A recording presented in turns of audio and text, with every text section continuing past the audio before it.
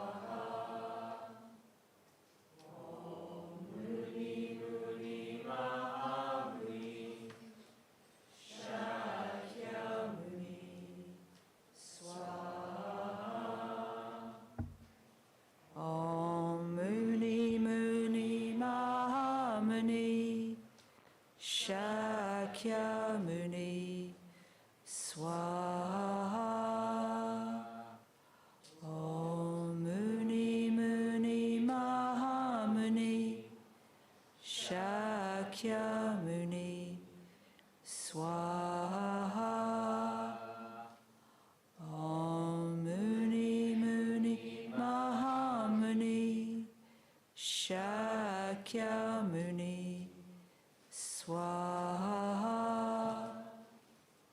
Om Muni Muni Mahamuni Shakyamuni Swaha. Om Muni Muni Mahamuni Shakyamuni Swaha. Om Muni Muni Mahamuni Shakyamuni Swaha. Om Muni Muni Mahamuni Shakyamuni Swaha. Om Muni Muni Mahamuni Shakyamuni Swaha. Om Muni Muni Mahamuni Shakyamuni Swaha.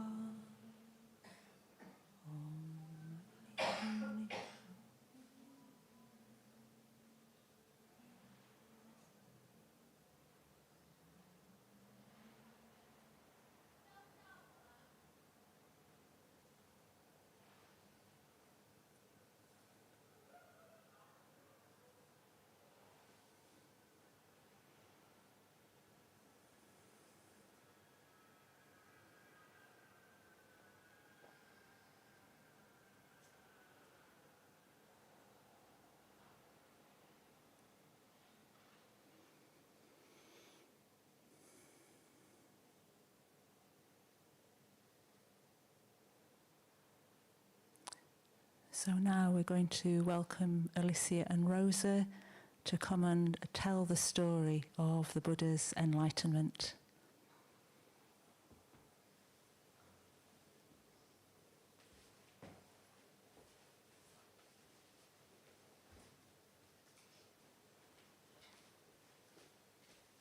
Hi everyone. Okay, is in between here okay? Is that, will everyone be able to see that? Okay, let's get a couple of chairs then. Let's bring this one over.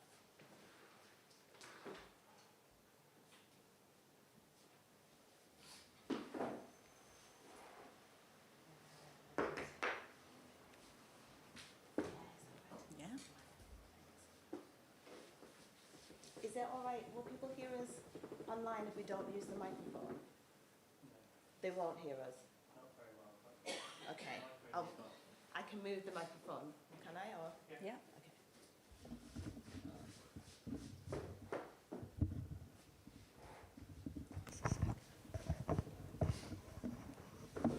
Okay, I'll leave this one here and then I'll... yeah, maybe here is better. And then put that one on. We'll just put this one on for when you need it. I don't know how to turn it off. How do I turn it off? Because I'm just going to put it down. Just out. Oh, okay, yeah, great. Right, I'm just going to set up some props. Don't mind me. No, by now you'll know that I like my props. Oh, you'll need this one. Pop that one under your chair.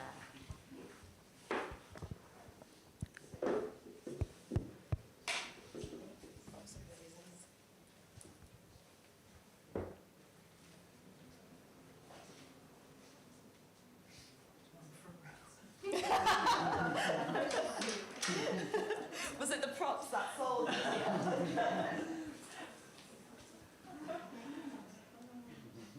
We might also need a volunteer at some point. Oh, straight away. It will, at some point. I'll call you out when we're ready for you. Okay, yes, brilliant. You might be very disappointed, but you have to do. But I'm so glad that you volunteered anyway.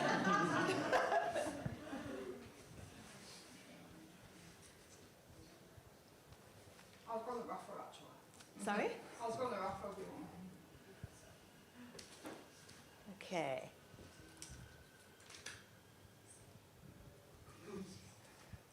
ready? Good. Okay. Hopefully you can, yeah, I think you can hear me, yeah. Where did I put the other microphone? Oh, yes.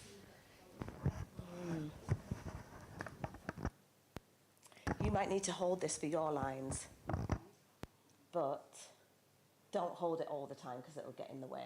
So we'll just pop it, can we pop it here? It's up at the moment. We'll just pick it up. Okay. So this is a story about a man who we know with several different names, and a man who became the Buddha. Now, long ago, beneath the foothills of the Himalayas, there lived a proud and fierce warrior people.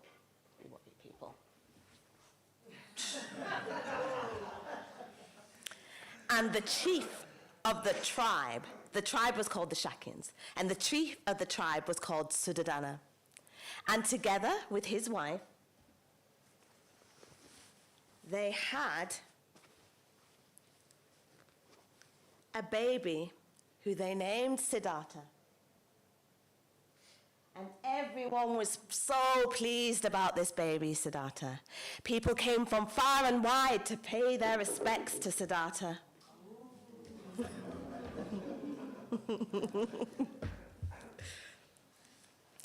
And one of the people that came down from the mountain was a wise, holy man named Asita. And he looked at the baby, and he declared that this baby, Siddhartha, would become one of two things. He would either be a fierce, world-ruling king, or he would become a master teacher and holy man. Now, Suddhodana really feared that the second part of this premonition would come true. He didn't want the prediction of Siddhartha being a holy man to come true because he wanted him to follow in his footsteps. So, as the boy grew up, he was lavished with all kinds of riches, delicious food to eat. He was given beautiful robes to wear.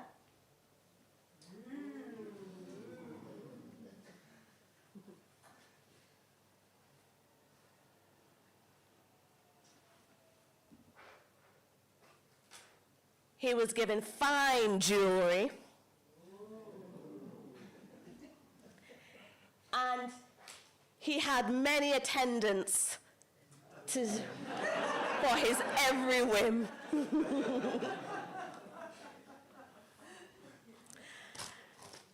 And Siddhartha needed for nothing.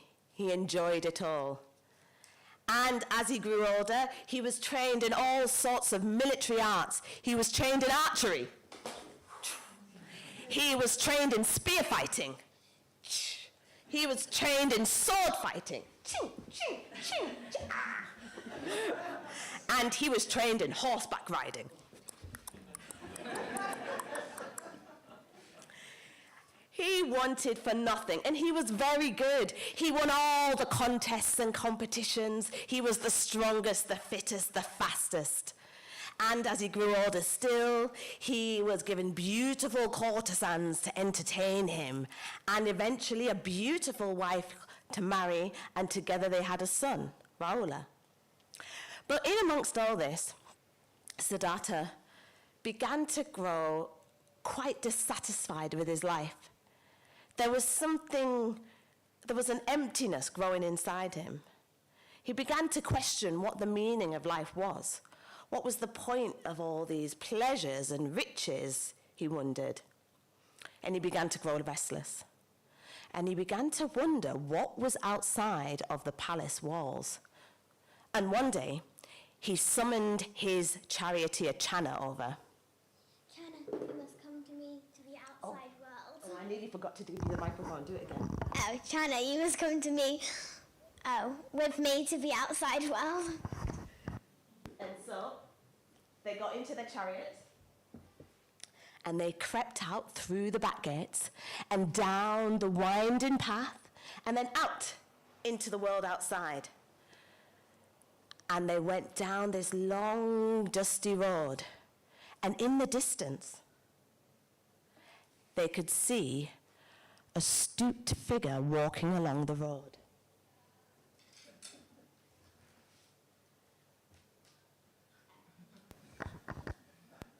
Is that right? Yeah, probably. Chana, what has happened to this lady? Oh, my young prince, this lady is just old. Her skin is wrinkled, she is bent low and stooped, and old age has come upon her. And this shocked Siddhartha. Will I become like that? He wondered. Will my wife? Will my son? And he grew very unhappy. And they went back to the palace, and Siddhartha had more questions in his mind. So the next day, restless still, he wanted to go outside again. Yeah, you need that. Chana, will you come with me? Yes. So they got into the chariot, and they snuck out through the back gate, and they went down the winding path and out through the walls of the palace into the world outside. And down the dusty road they went again. Then on the side of the road, they saw a man howling and shrieking in pain, coughing and spluttering.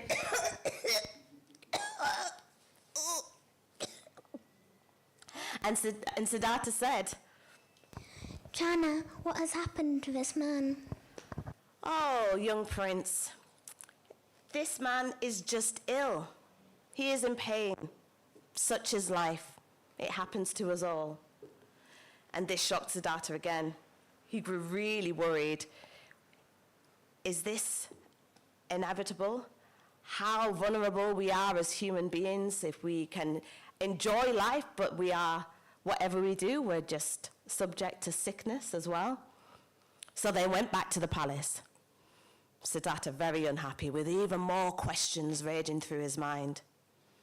He needed to know more. He needed to go out again. So the next day, he summoned Chana again.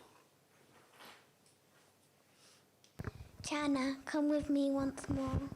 Yes. So they got into the chariot. And they snuck out through the back gate. And they went down the winding path to the walls of the palace and out into the world outside. And they got all the way down the dusty road, nearly to the market. But then, oh, this is when we need you.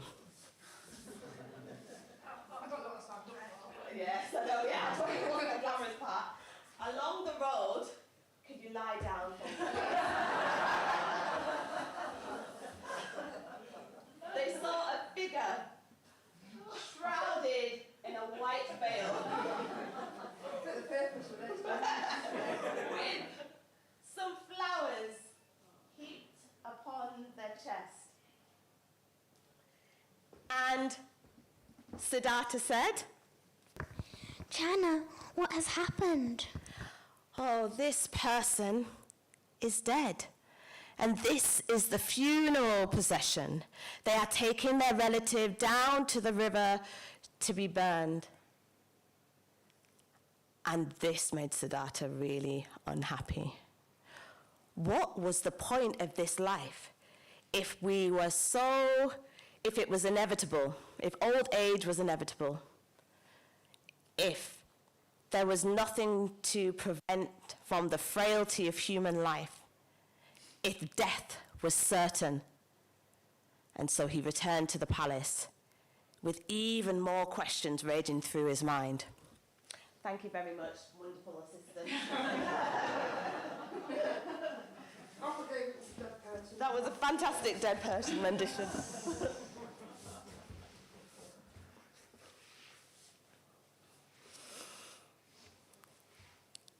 And so, not knowing what else to do, Siddhartha summoned Chana one more time.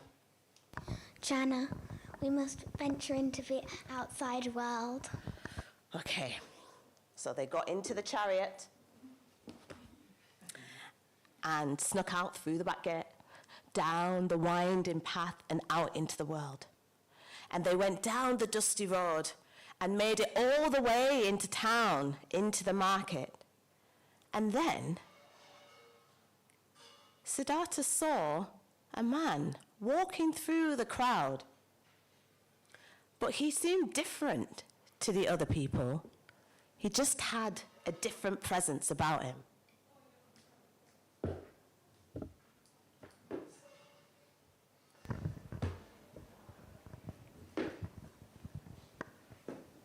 And again, Siddhartha asked, Chana, who is this person?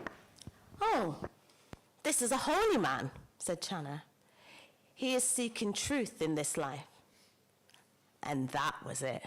Siddhartha knew what he wanted to do. That very night, he returned to the palace and said goodnight to his wife and son.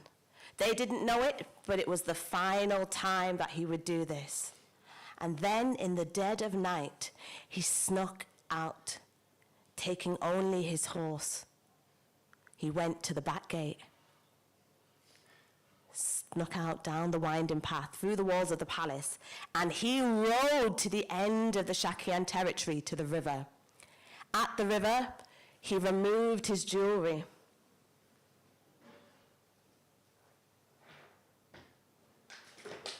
And his fine clothes.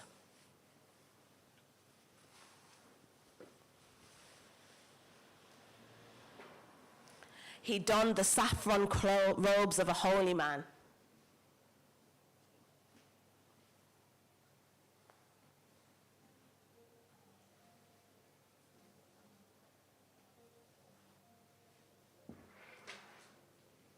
He took up his begging bowl.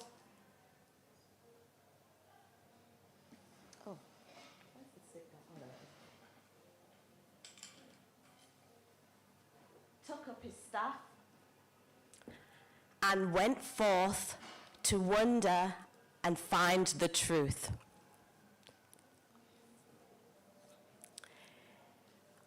Now, this was a very special time in India. It was a time of great spiritual progress and fermentation. There were many wandering holy men around. So he went in forth to seek a teacher. And he found somebody to help to teach him how to meditate and how to open his mind. So he spent many hours meditating and gained pleasurable experiences, but couldn't find the truth that he was looking for.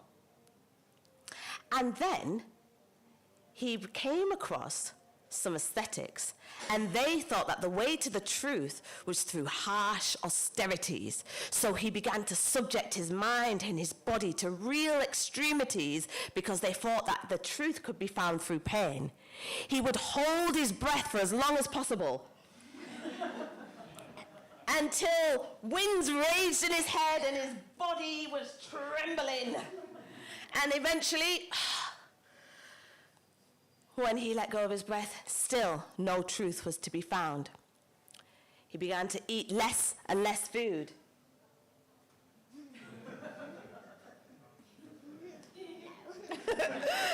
And he got thinner and thinner. And his cheeks were sunken in. And his eyes were like the deep depths of a well where you could only find the water at the very bottom. He became weak and frail. One day, he was washing in a river, but he was so weak and frail that he fell in. And he was almost unable to pull himself out of the waters and had nearly drowned. And then he thought, this is silly. What's the point of this? I can do all of these harsh extremities, but if it only ends up in death, then I'm still no further to the truth. By this point, he'd gone so good at this life as asceticism, he had these disciples that were following him. But after this experience in the water, he just thought, no, I'm not going to do this. I'm going to start eating food again. And when the disciples saw that he was eating, they were disgusted. They couldn't believe he'd abandoned this way of this search for the truth by eating food. So they left him. But it was then that Gautama had this memory of when he was a boy and he was sat under a rose apple tree watching his father plough the lands for the festivities the next day. And he had come into a relaxed and concentrated state and suddenly was filled with bliss and joy.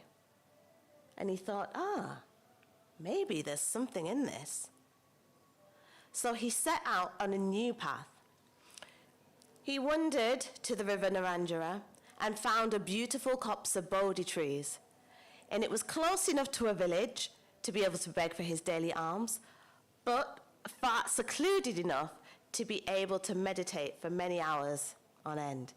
And he settled himself underneath a Bodhi tree and began to meditate.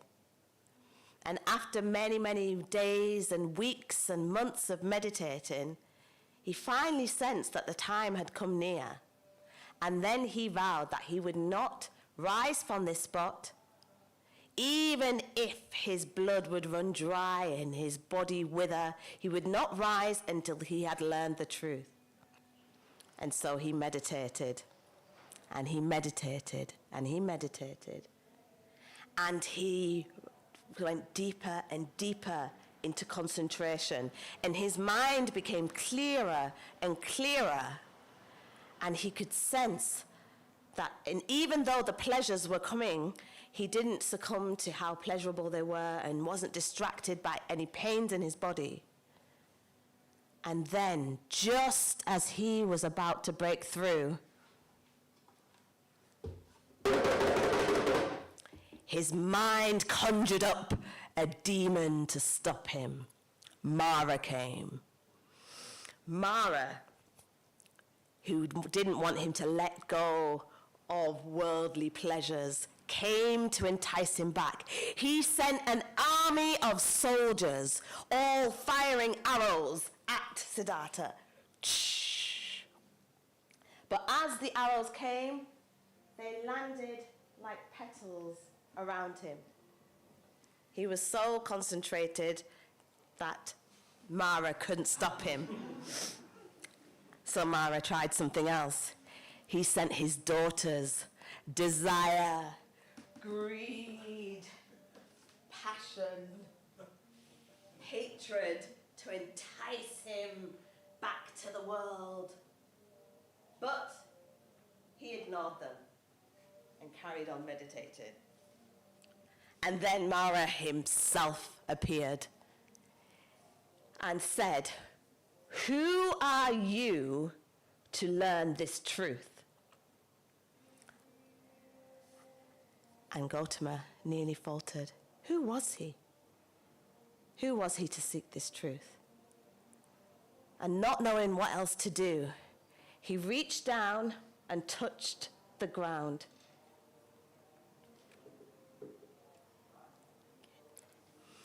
And called the earth to bear witness.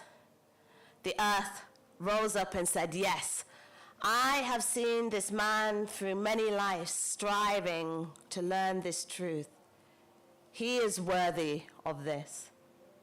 And with that, Mara disappeared. And then, very quietly at first,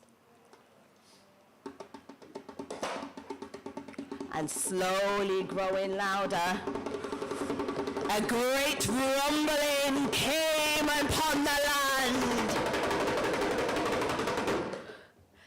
And Gautama saw all of his past lives, all through the ages. He saw how beings came to be born and passed away and were reborn according to their actions. Good and skillful actions to a happy rebirth, bad and negative actions to a painful rebirth. He saw how people were subjected to greed, hatred, and delusion. He saw this, he saw through all of this, and eventually his heart was set free, and he became the Buddha.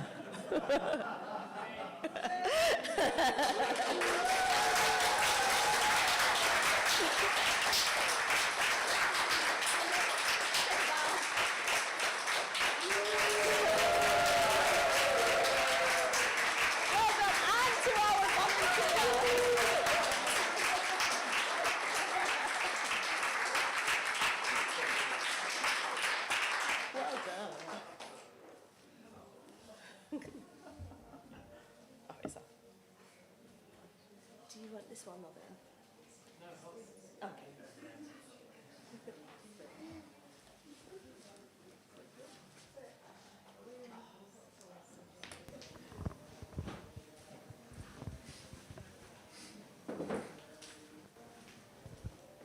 Oh, I take it your... That's all right. Oh, I think I did this last time. That's all to do with this, yeah. That's made me smile. That was just wonderful. Thank you so much, Rosa. You were brilliant, absolutely brilliant, fantastic. Well done. And that was just rehearsing straight before the performance. Amazing. And thank you, Alicia, once again. You did it a couple of years ago, didn't you, the storytelling, and it's just wonderful. And it's sort of, in a way, I just love seeing the story enacted in that way. It's an amazing story, isn't it? And how lucky we are that the Buddha did make that journey and that quest. And so great for setting us up for Buddha Day in that way. So we're going to take a tea break now until 10 to 11. So we've got 20 minutes. Go and have a brew, and then we'll come back, and then Dayanandi's going to lead us in a meditation. Thank you. Thanks again, Rosa and Alicia.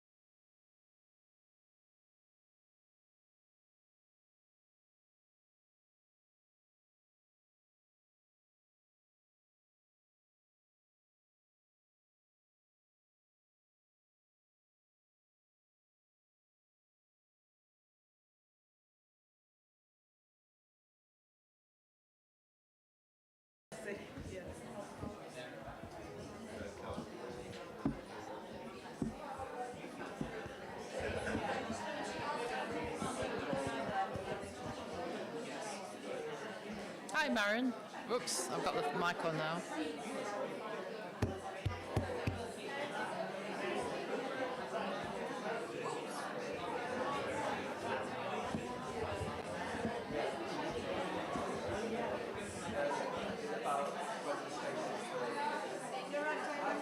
Yes, yes.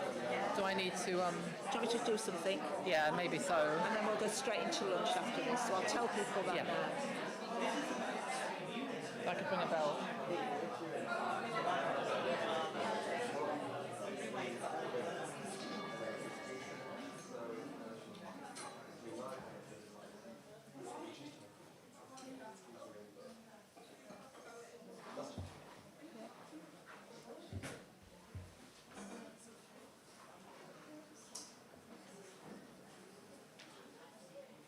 So I'm just going to hand over to Dayanandi for our meditation. And just to let you know, we're going to, after the meditation, we'll just encourage... Oh. Do you want to use this? Yeah. Oh. Well, anyway.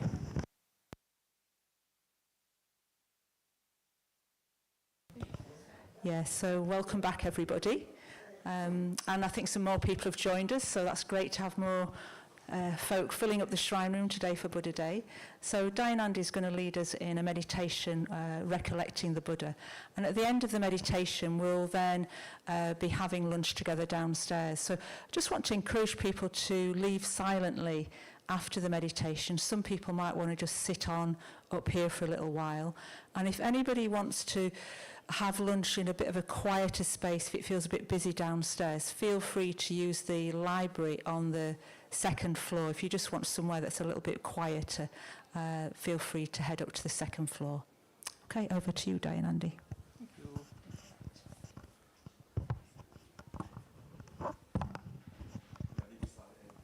From the side.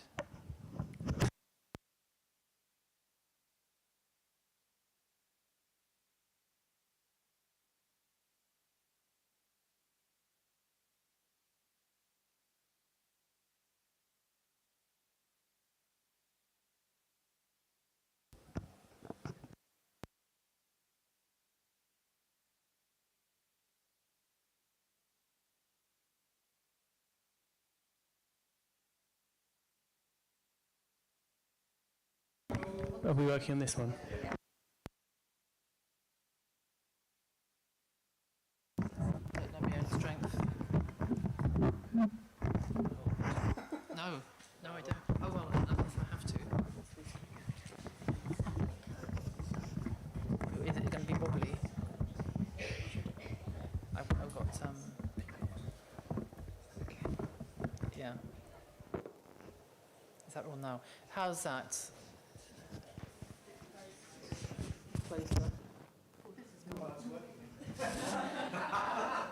This is working now. It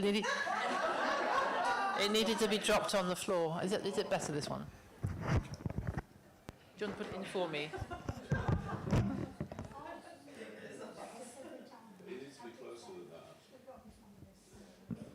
Okay, so how's that? Yeah. I don't know if I can get much closer without eating it. Okay, that is really close now. You'll regret this. Yeah, so thank you so much, Rosa and Alicia. Is it Rose or Rosa? Rosa. That was so enjoyable and uplifting and sort of funny as well, I have to admit. But it was also very, very beautiful. Thank you. Evoking the time of the Buddha and the Buddha's quest for enlightenment. And yeah, so what we're going to do now for about half an hour is another way into experiencing the Buddha and some of his qualities through visualization. It's quite traditional, actually, in the Buddhist realm to sort of use our imaginations to bring the Buddha to mind and help us through that to sort of enter into a sense of his presence, his qualities, just the atmosphere in which he lived and was present in India at that time. Except we're sort of bringing that to mind in a way out of time and space, sort of letting our imaginations go a bit. So it's a sort of invocation.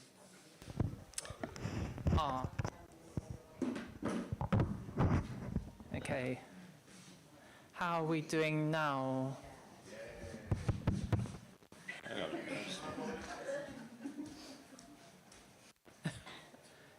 Hard to enter into the imaginary realm, isn't it, when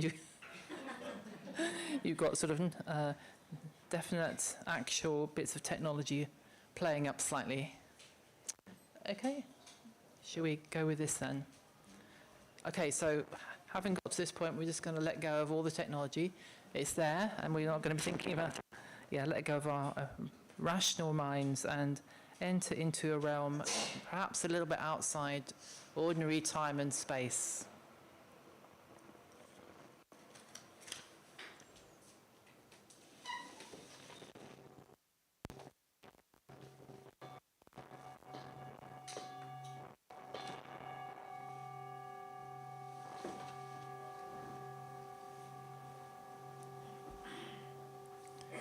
So just gently closing our eyes.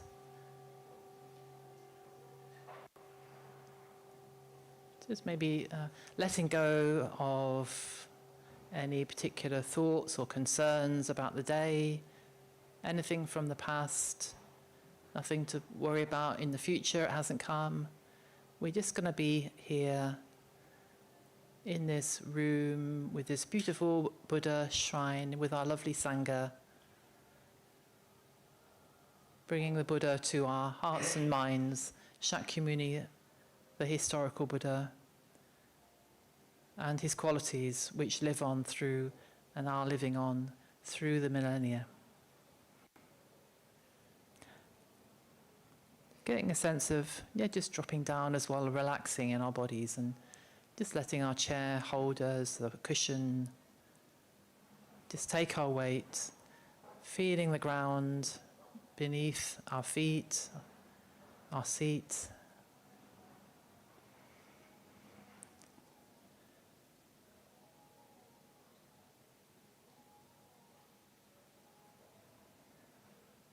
Letting our breath just come naturally in and out.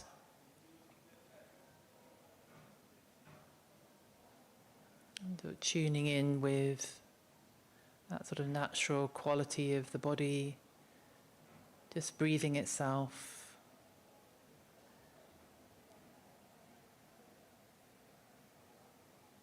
On this beautiful sunny day,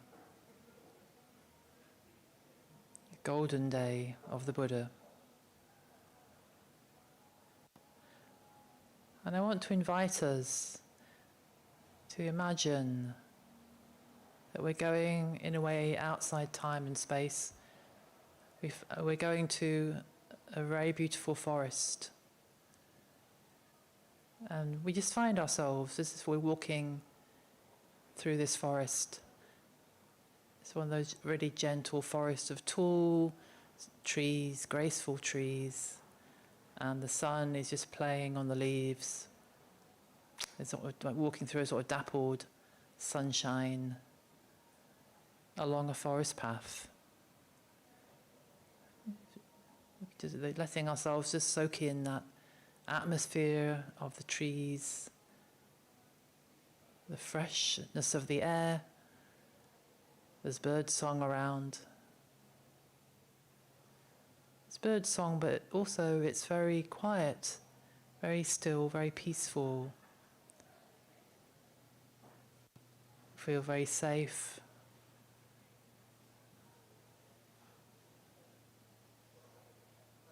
And we're just very much enjoying looking around at the trees, but also quite aware of ourselves, our feet, as they walk along the forest path.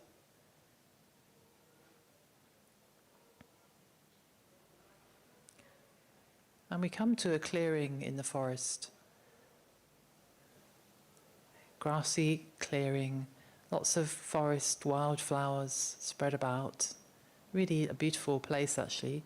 We're a bit tired, so we decide to sit down at the edge of the clearing and we find a tree that looks comfortable to lean against. So we're going to sit down and just lean against the tree. We're feeling really at ease, very relaxed. quite meditative, really. Just calmly looking around us at this clearing. And we feel so relaxed that we just for a moment shut our eyes. We're not really sort of sleepy, but we're just really deeply relaxed. We feel at peace. We just shut our eyes, lean back on the tree and just rest. The trunk of the tree is quite warm, inviting. And we let any troubles just drop away, our shoulders drop. Any anxiety doesn't really exist here. It's just gone.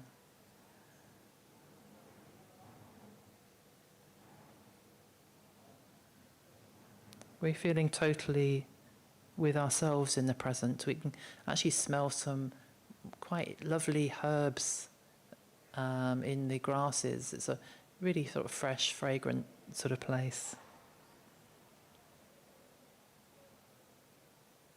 And the more we sit there, the more we become aware that it feels like a very special place, this clearing.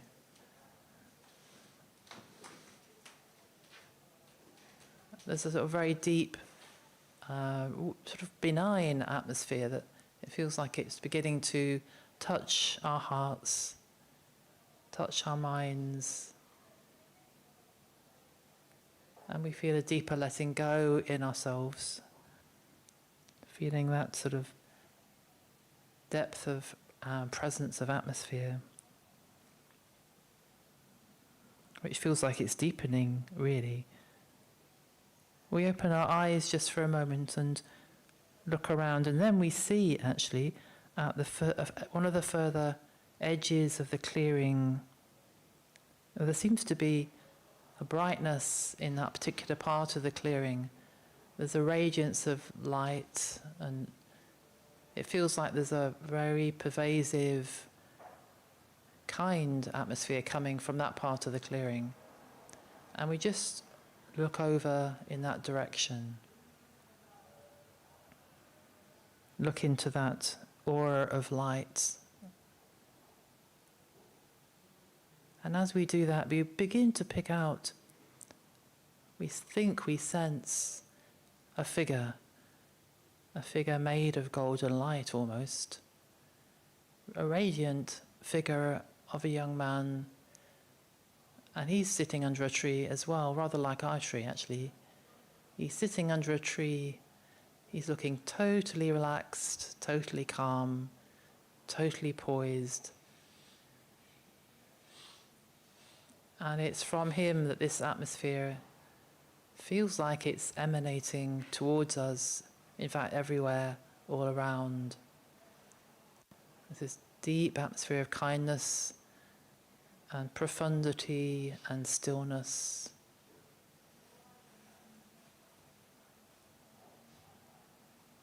Which is just so inviting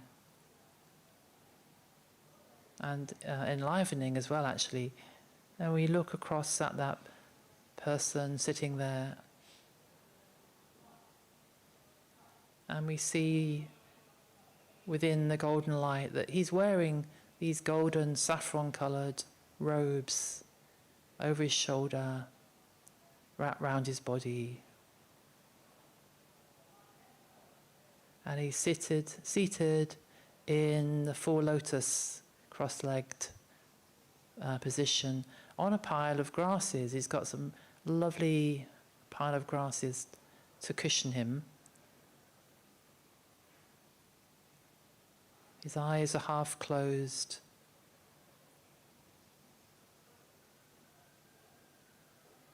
And on his face there's such a sweet and gentle atmosphere of kindness,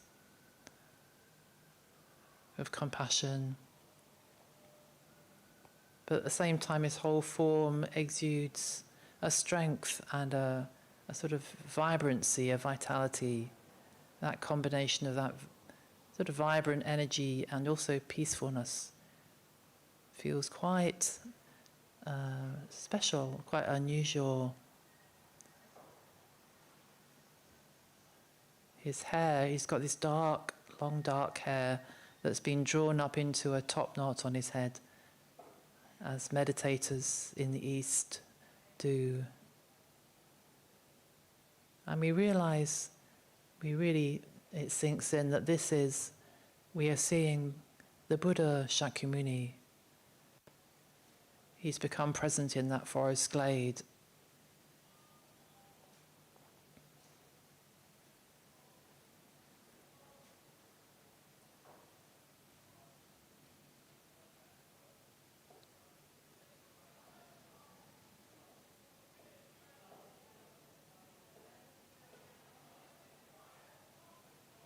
It's as though he's sort of made of shimmering light, so he's present somehow, and also not present in an ordinary way.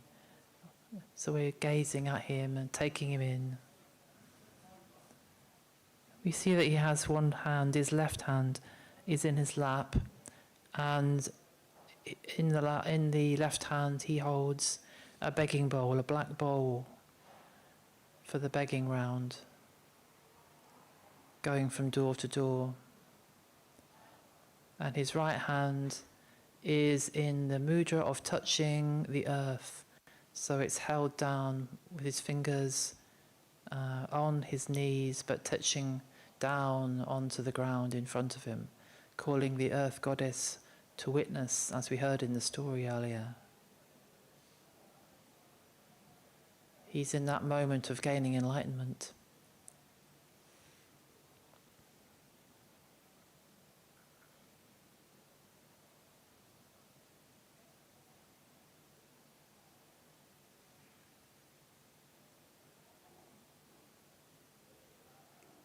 So we just sit completely entranced, just taking in the Buddha, that we're actually sitting in the presence of the Buddha Shakyamuni, feeling waves and waves of peacefulness falling from the air, from the sky. It's just enfolding us, embraced in that kindness, that peaceful compassion, that sense of knowing.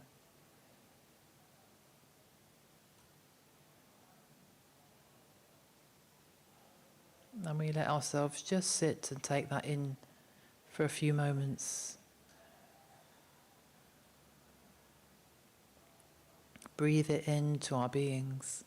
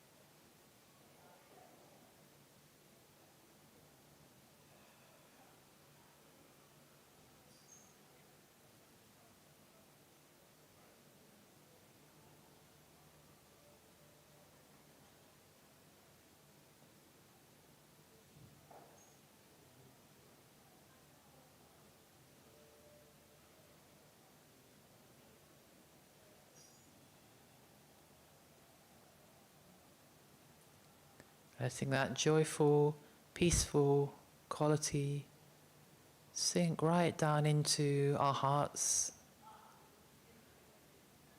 the depths of our hearts.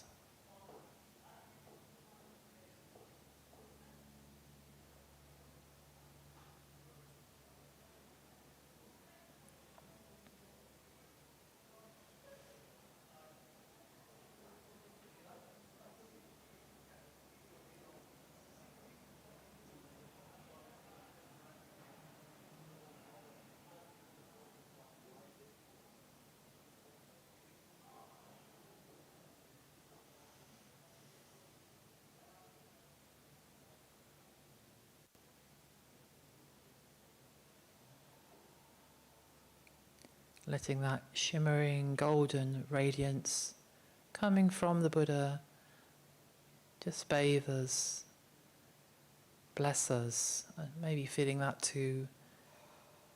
It's blessing us right to the depths of our hearts and our beings.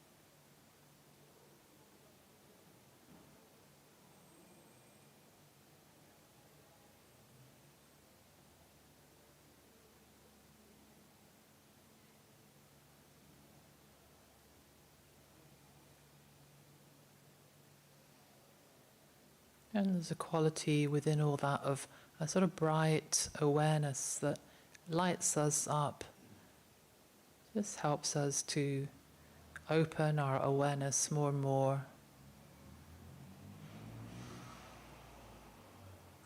Our sense of being really awake, alive to ourselves and to the world.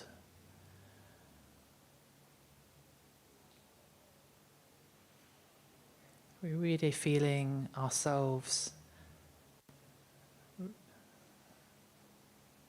feeling as though we're very much in tune with the heights and the best of ourselves in this meeting with the Buddha.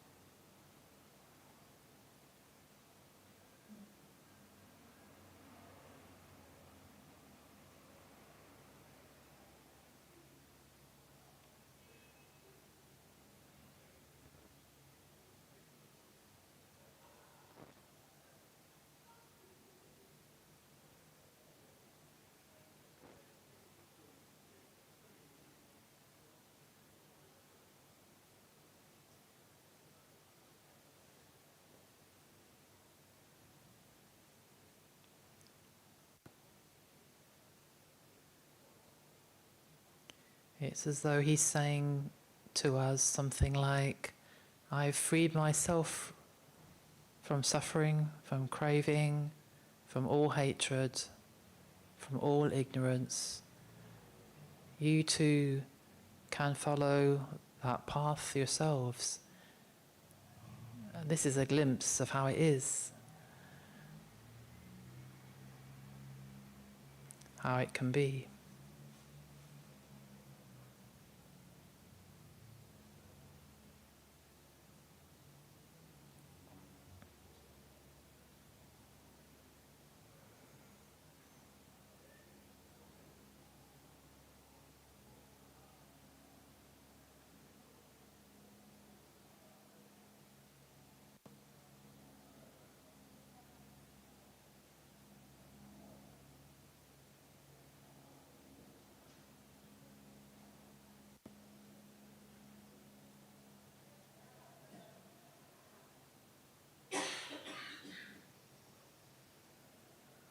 We gently find ourselves closing our eyes again in that forest glade and just really resting in that presence, feeling we don't need to do anything but just be.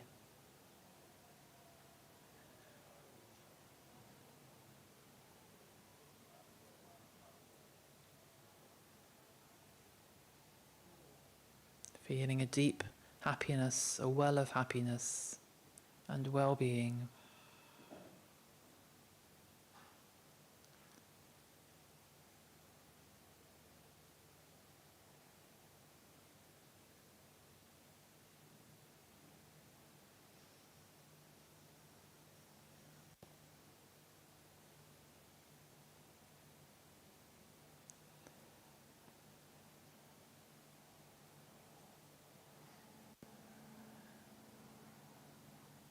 And then as we open our eyes again, we see that the image of the Buddha, it feels like it's beginning to sort of dissolve away. It's actually made of light, shimmering away.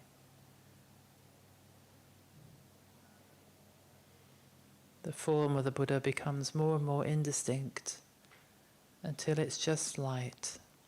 There's just golden light, which then bathes the entire glade with a rich gold light of blessings and joy, which then dissolves into all the branches, all the grasses, all the animals and birds and insects and people, filled with this golden light, which then vanishes away.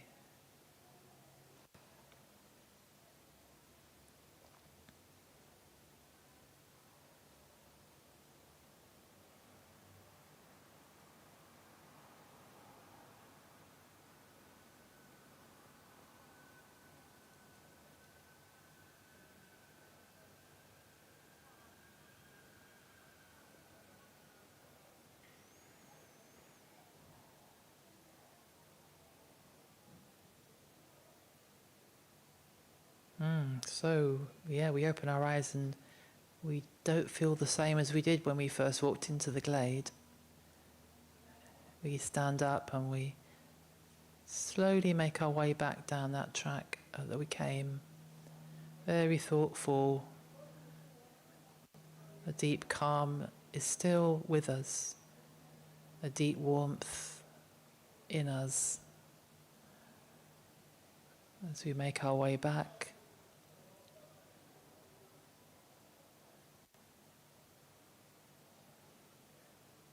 Really wishing that we'll honour that experience and live from it as much as we can.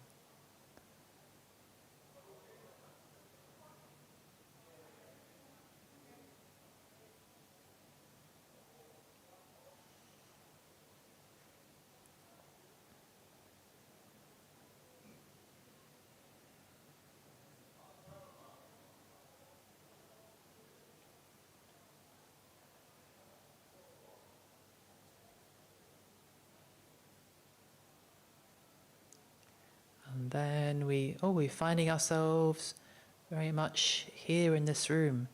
We've got a sense of the weight of our bodies on the ground, maybe our feet on the floor, the weight of our backsides on the chair, the cushion. Yeah, maybe we move a little bit. And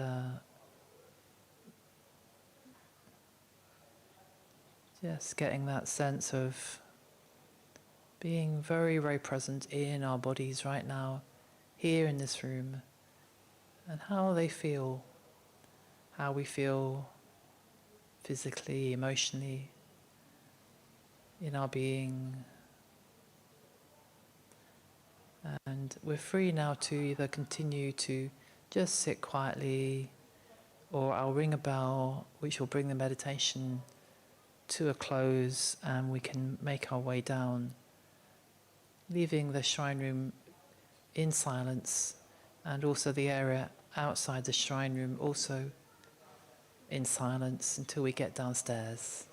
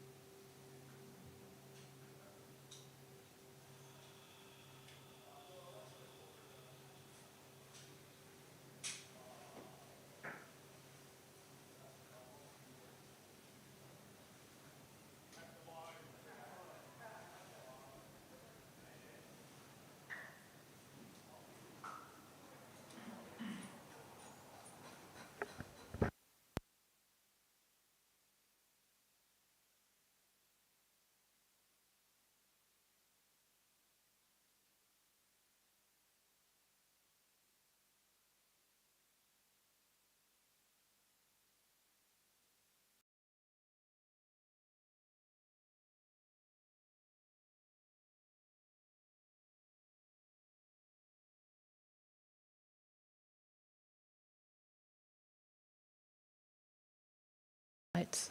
Is that Silabodhi's talk?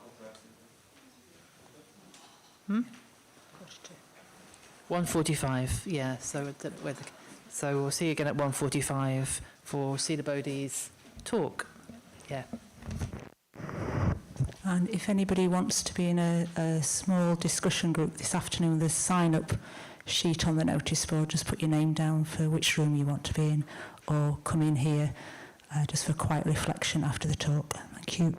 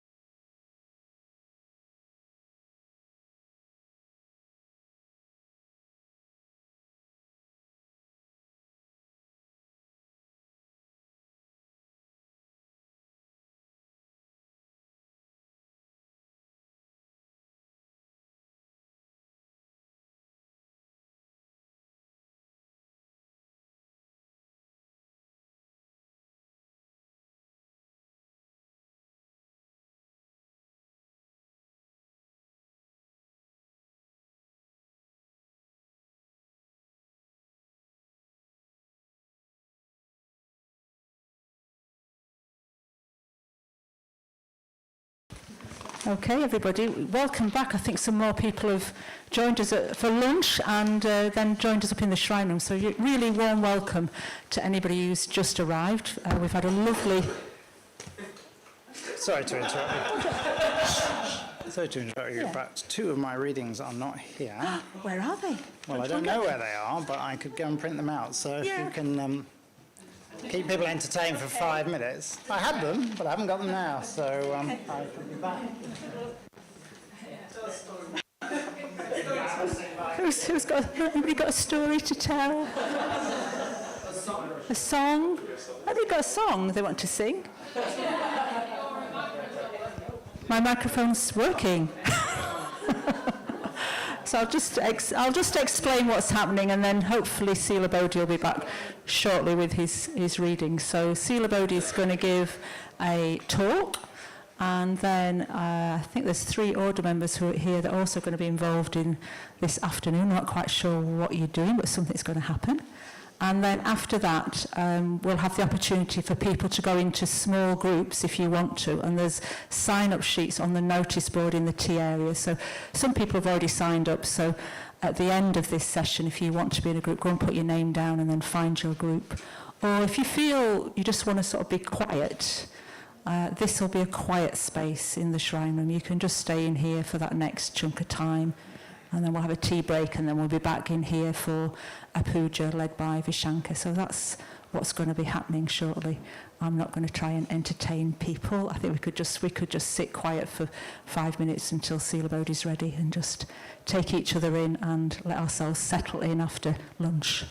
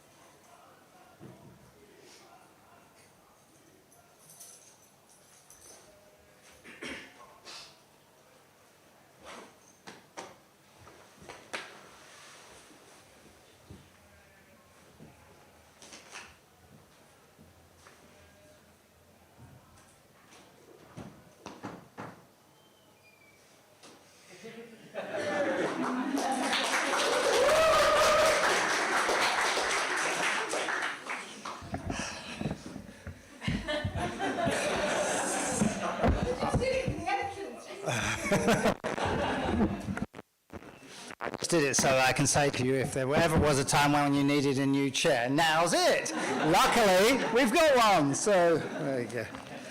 Right, sorry about that, folks.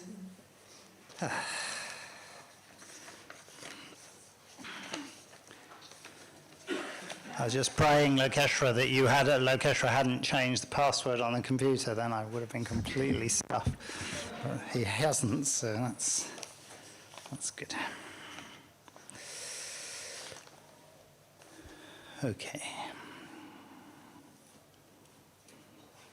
So, Buddha Day coming up, here it is, and I was thinking to myself, as I do, being a practical sort of guy,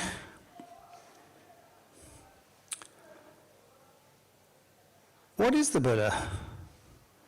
Because the Buddha appears to be all sorts of different things and can be accessed in all sorts of different ways. Personally, for me, the figure I have the closest relationship with from my ordination is actually Shakyamuni, the historical Buddha. But even that begs the question, well, what do you mean by Shakyamuni? Is it that guy from 2,500 years ago, or is it something else? So what I wanted to do, really, is give quite a brief talk, I imagine. Don't quite know how long it will be. That is practical, which is talking about what is useful to us on our path. So it's not a scholarly talk, it's one about that. And I've got three short guest speakers who are going to talk about their particular archetypal Buddhas that they have a relationship with and why. How that is for them, and I'm not writing their talks for them, they can say what they like. And perhaps how that relates back to the Buddha that we tend to think of, the historical one. So, actually in the recent study group evening, I was leading with Leela Shuri.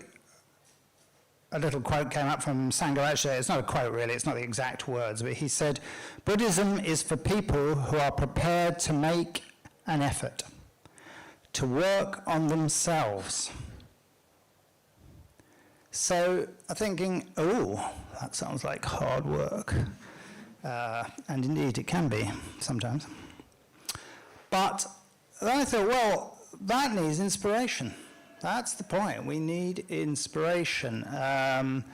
They're looking around the room. There are a lot of people here who've been, well, quite a few people who are fairly new, and quite a lot of people here who have been practicing for many, many years, including many more than me.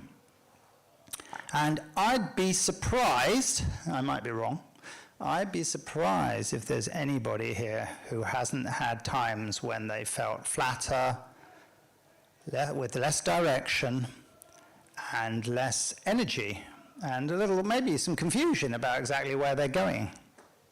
That is bound to happen, certainly happens in my experience. So there are, of course, many ways we can get inspiration, and following our inspiration is the most important thing for me in Buddhist practice. And it can come from many places. It can come from reading Dharma texts. It can come from interacting with Sangha, your peers, and people also who are more experienced than you. And central to it all is inspiration from the Buddha. That is, I mean, obviously those are Buddha Sangha, Buddha Dharma Sangha are three refuges that we can always go back to, are always present. But the Buddha is always there to guide back, if you wish. But how do we do that? And in fact, actually, we had a lovely method of doing that, led by Dayanandi earlier. That's a Buddha visualization. And what I found delightful was that she set it in what came over to me as an English woodland context. And so I could really imagine myself in there. And I think that's so important, to be able to bring it alive in yourself. You could imagine a very exotic place, that might sound very exciting, but you then may not have quite the heartfelt connection to it. That dappled sunlight woodland that you evoked, Diane, and you really did it for me. And there are all sorts of different types here, aren't there? There are different psychological profiles and personality types. And I think we all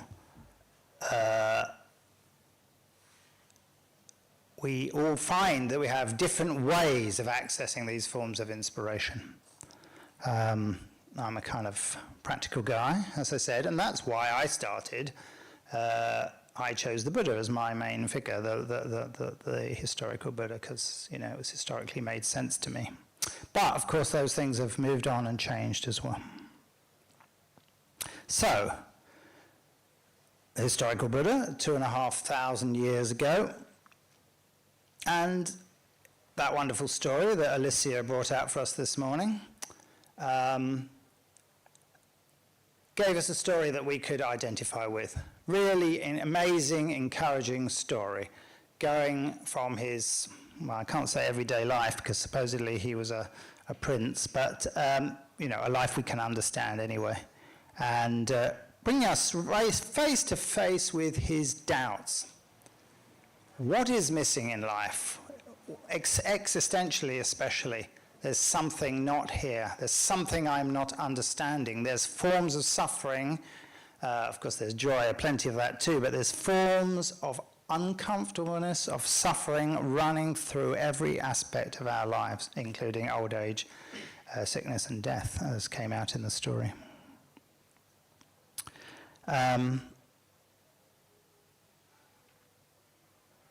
And we saw him transform into the most wonderful, skillful, kind, and compassionate teacher. And we can identify with that, read the various stories, really, Pali Canon stories. And we may get inspiration from the Dharma, which I hope we do, because that's the point of it all, really. But we also can get a lot of inspiration for how the Buddha was, how he seemed to behave, his incredible kindness and compassion, and his skillfulness, actually.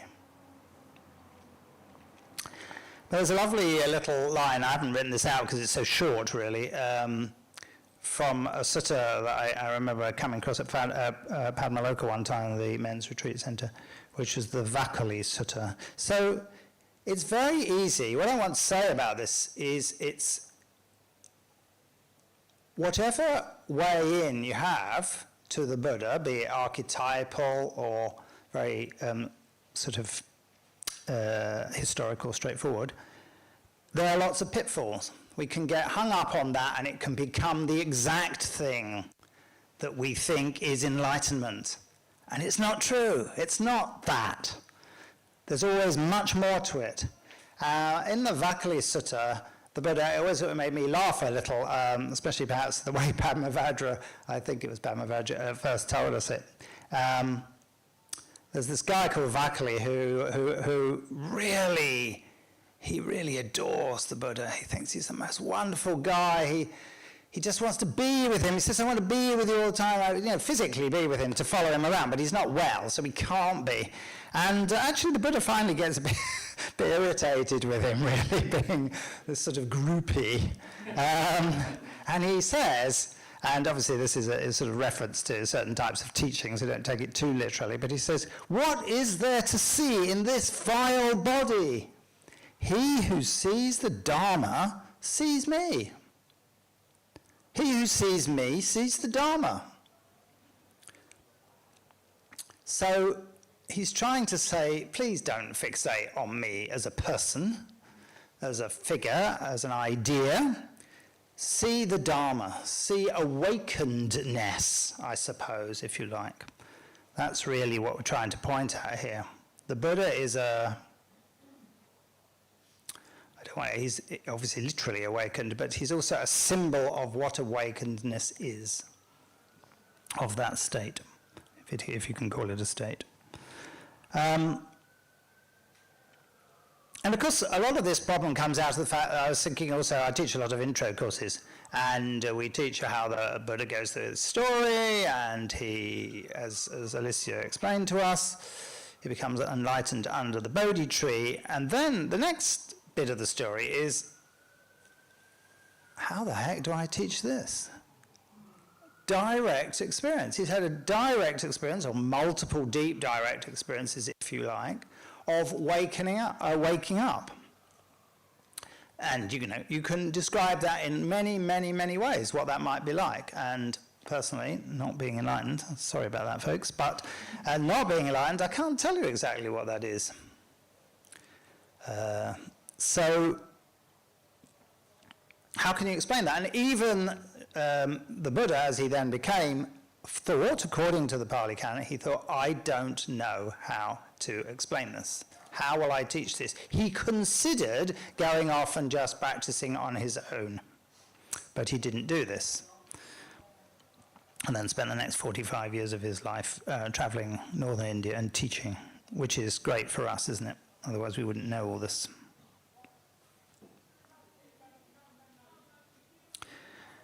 And this Buddha, as a historical figure, by the way, is fleshed out a bit in the Pali Canon, and you can visualize him. You can find inspiration in the man who carried along this journey. There are even cases of where he seems to have made some mistakes. I mean, I'm sure a lot of these texts are questionable whether they're accurate or not, but I always remember the one when he was getting his monks to contemplate death, and went away and came back and found that some of them had committed suicide, which I'm sure was not his intention. So you do get glimpses of the Buddha as a human being, so to speak. And you do get some little hints of a sense of humor as well. It's not some divine creature that you can't have any access to. He really is a real person in that way. And you can feel a heartfelt connection to him.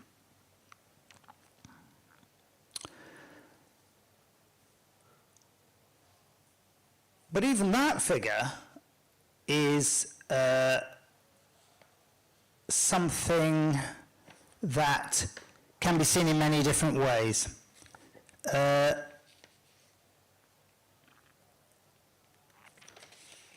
don't know where I've written this in my notes.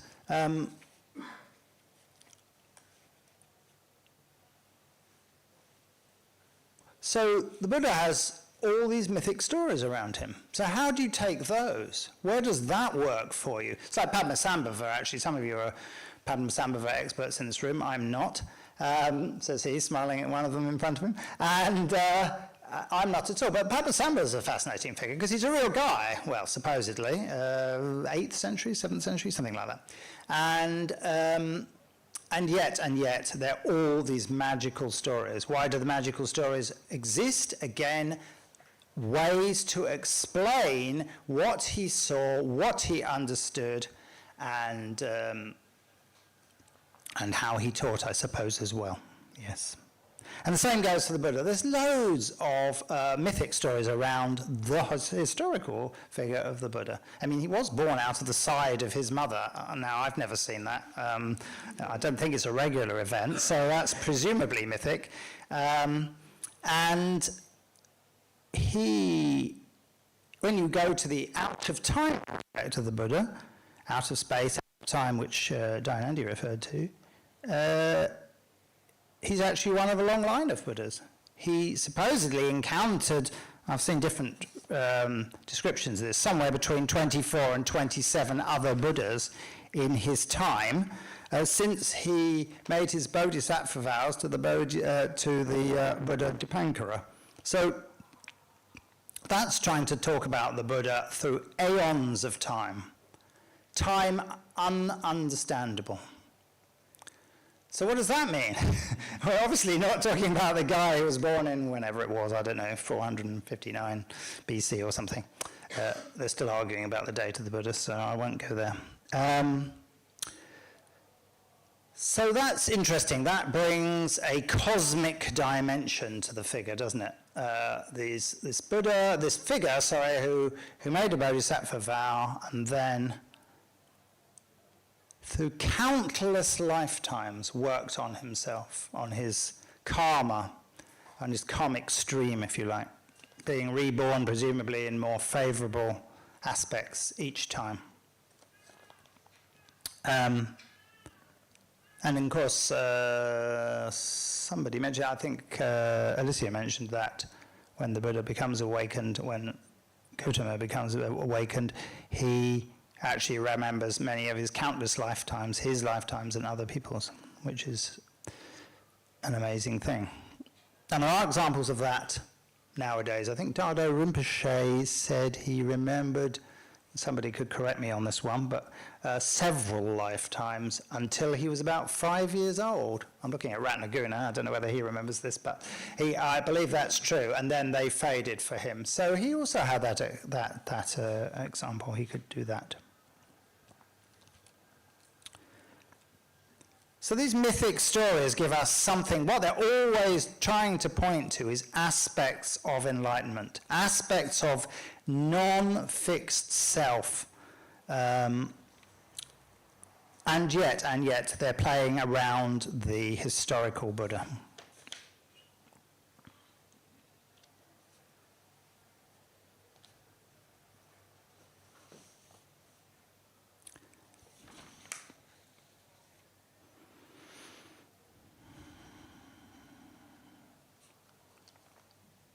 So,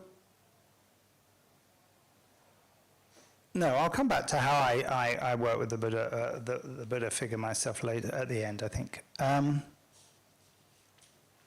So another way, which many order members especially take up, but actually in the sense that Dayanandi just did it, we can all follow, is to visualize either the Buddha in semi-mythic, semi-real circumstances, or we can begin to look at the amazing qualities of the enlightened heart-mind. And this is brought out in the archetypal aspects of the Buddha. So, for example, this figure, shock horror, is not the Buddha. Sorry to give it away. This is Amitabha, so this is the Buddha of compassion and love and so on. In a form that Sangharakshita saw him in a vision. And there are many, many figures like this. 5 principal ones, the 5 jhinas, and then many others. So what's that all about? Why do they even exist? I mean, I've never met Amitabha. Actually, I haven't met Shakyamuni either, but I hope you wouldn't see through that one. I've certainly never met this figure or any of those figures.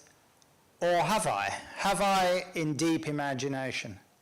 So I'm going to get these 3 friends of mine to tell you a bit more about how they work with these archetypal figures.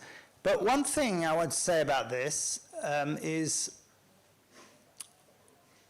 again, you have to work with these archetypal figures. So a good visual imagination is great, but not everyone has that. But you might have more of an imagination of presence. And the amazing thing is, if you can get into a deep enough, calm enough state, and really bring imagination and certain other practices around it to visualizing these figures, they can become what is called self-illuminated. So something else is happening. It's not just you taking a nice shiny picture, sticking it on the blue sky background. That might be how you start. But then, if you can relax into that, the figure itself can somehow come alive. On occasions, even very experienced practitioners, like Vasantra, for example, said this doesn't always happen, or this only occasionally happens. And in a way, you've got to get out of your own way for this to happen. Now, this isn't generally a practice I do, and that's why I want to choose people who do this sort of practice to bring it alive for you. And what they're going to do is talk about their these three different figures that are important to them and how they're important.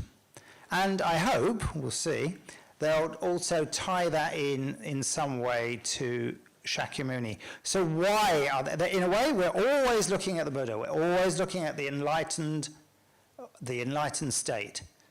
But there are other ways of doing that, and a deep imaginative way of doing so, bringing out colours and light and a certain ephemeral quality to them. They're sort of they're there and they're not there. That can bring more of a heart opening than contemplating an actual historical figure. So, Karanatara, I think you're going to start actually. Yes. Yeah, oh, yeah, that's a surprise to her. I'm sure we discussed this over breakfast. So Karanatara first is going to talk a little bit about, I'll leave you to, do you want to sit here actually? No, I could go over there. Why don't you sit there?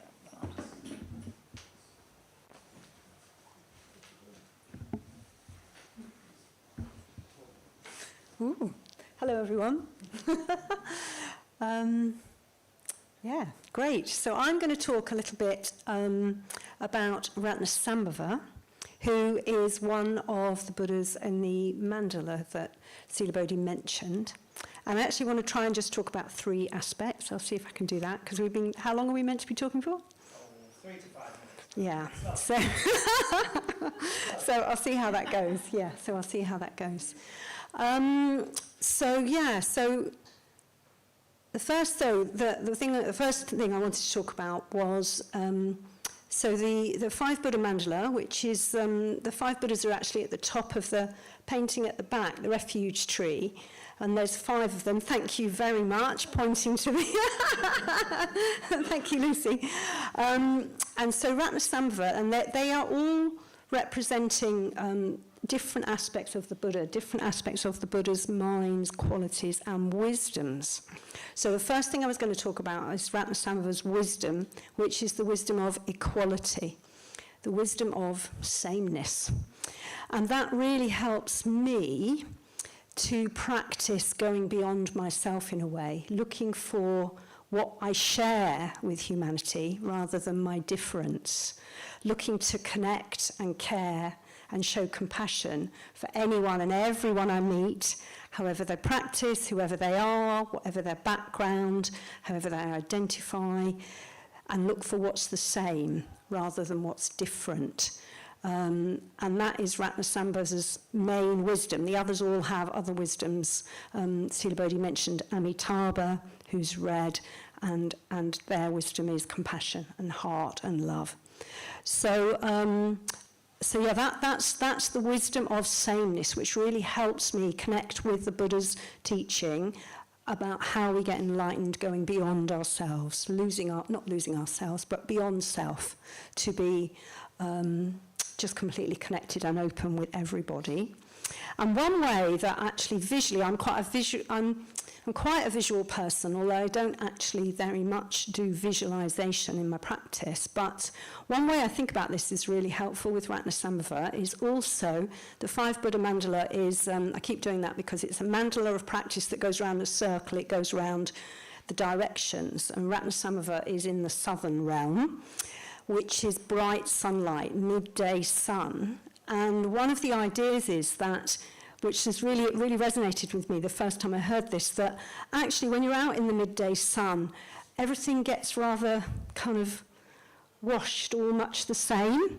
Everything kind of, the definition goes out of everything, rather than at sunrise, sunset, there's a lot more shadow, isn't there? There's a lot more definition. Whereas midday sun, it's all a bit the same. The wisdom of sameness, the wisdom of equality, what is the same? So that really helps me as a visual image to think about that. Wisdom of equality. And then the second thing I want to talk about is the colour. So Ratnasambhava is yellow. And I think, to be honest, I was firstly attracted to Ratnasambhava because I love yellow. I love that colour. I love bright. I love that. But actually that also really links in with the Buddha, the golden Buddha, and our beautiful sun. You know, I just thought, great, when I walked in today, I thought, oh, fantastic, we've got this beautiful sun by Amitabha, just really gorgeous, that again links back to the Buddha for me, yellow, golden, sunshine, that light, and what that means. And also for me, sunshine is actually my way into real relaxation. Sitting in my garden this morning and yesterday, that is the thing that really helps me be a human being rather than a human doing. And that's been my whole practice, and I'm sure I'm going to carry on practicing that. And there's lots of smiles around the place. People know me well. So I need to learn to relax more. I need to learn to ease back. And the sunshine helps me do that. I can sit in the sun and just be and just read and relax. The sunshine helps me go back to that story of the rose apple tree that the Buddha felt, that just pure contentment, ease, relaxation. And for me, that's essential in practice. That's what we're looking to do, really, rather than keep doing. I want to just be. I want to relax.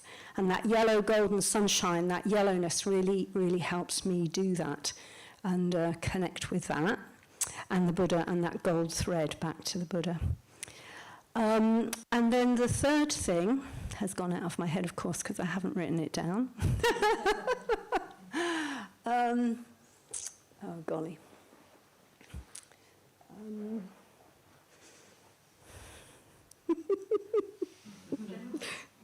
Thank you, yes. So the third thing is to do with a somatic feeling, is a what's called a mudra. So actually, all of those wisdoms have a hand mudra. They have their hands, the way they hold their hands give a teaching. And Ratnasamava has a mudra of open-handed generosity. And those of us practicing know that that's our first precept, with open-handed generosity. So that, again, comes back to me for practice.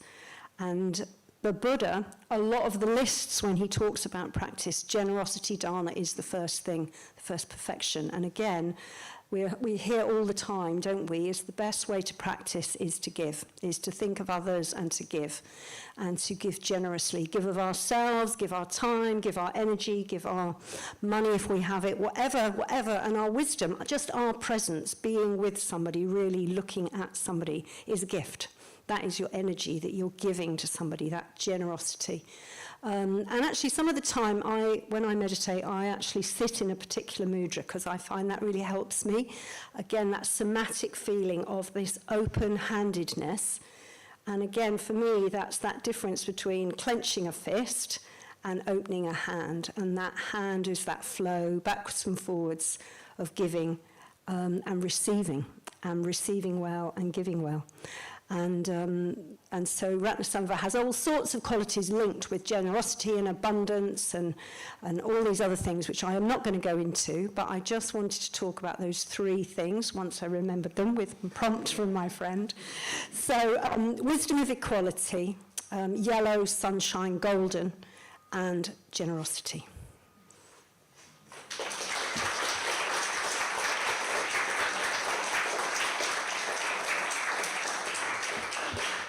Thank you, Karanatara. Next up.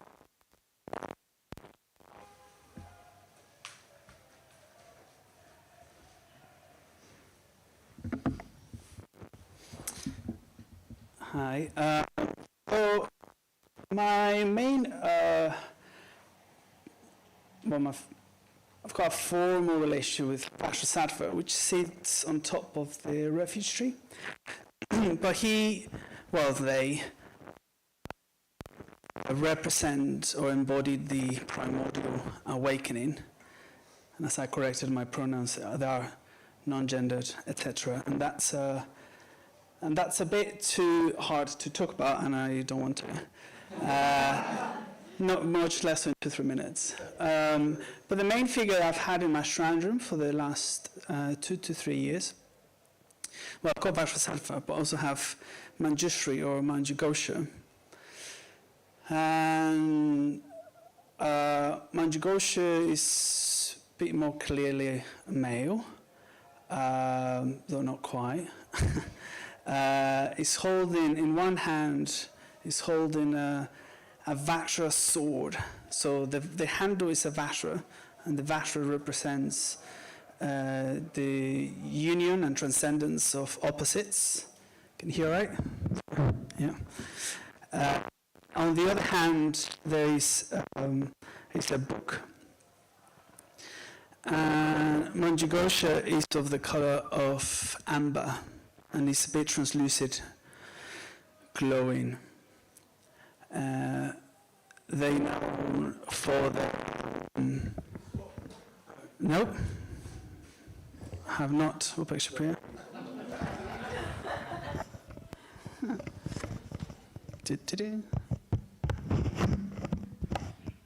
And a third hand holds another mic. They are known to be like the patron of the arts and sciences. One of the reasons why they're on my shrine room, and they have been for the last couple of years, is that, partly because Vajrasattva is just very ideal and perfect. And just like it could happen with awakening in a way, if it gets so idealized and verified that it becomes impossible to relate, and you end up feeling like you're either not making any progress or hardly any progress, or you start to believe that you cannot awake yourself. And also, if you reduce the Buddha to a person that existed 2,500 years ago in a completely different culture, it's very hard to relate. But I'm more of the view of that the awakening and the awakened consciousness, the awakened mind, is more, it's truths of life and the universe, really.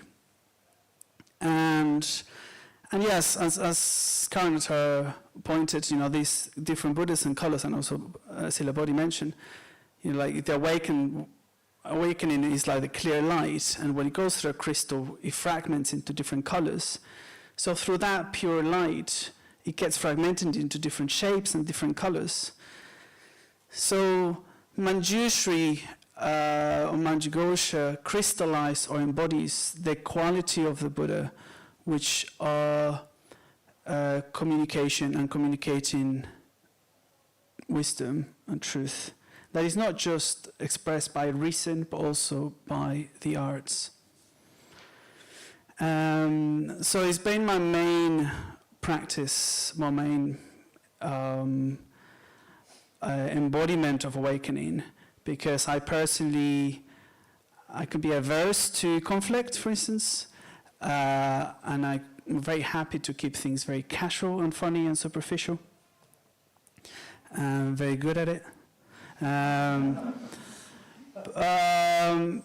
But yeah, so Manjushri holds wisdom to their hearts, and that sword is also it's a flaming sword. So that's the kind of the action. So like internally, you can have that. You hold to your heart values, and with the sword to engage in action. And also, and it's a Vajra sword on flames, because it represents the transformative and cutting, even destructive effect of truth over ignorance. And that reminds me of one of the things I often reflect on. My teacher, Sangharashita, has these phrases, honest collision is better than dishonest collusion. So yeah, sometimes engaging with the truth and that which is of value, it might not land us. It might bring you into a collision that is unpleasant, and so it's a bit of a practice, I suppose. Bearing that in mind, you're clarifying my views, purifying my intentions, and from that engaging with people. Sorry, I didn't look at the time, but I hope that's fine. Thank you.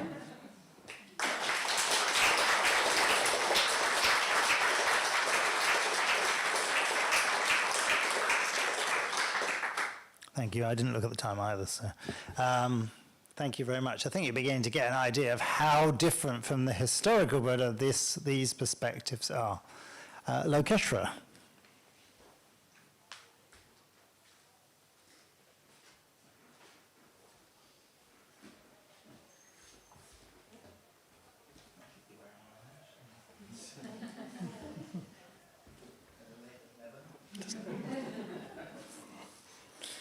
Ease myself in behind the microphone. Avalokiteshvara is the figure that I was introduced to at my ordination. That was 2002, along with Upeksha Priya, sitting at the back there. And the two-armed form of Avalokiteshvara is sometimes called Padmapani, sometimes called Lokeshvara as well, so it's my name. So in a way I've been given a teaching, a double teaching, like this is who I'm to become, this is who I'm trying to become. Where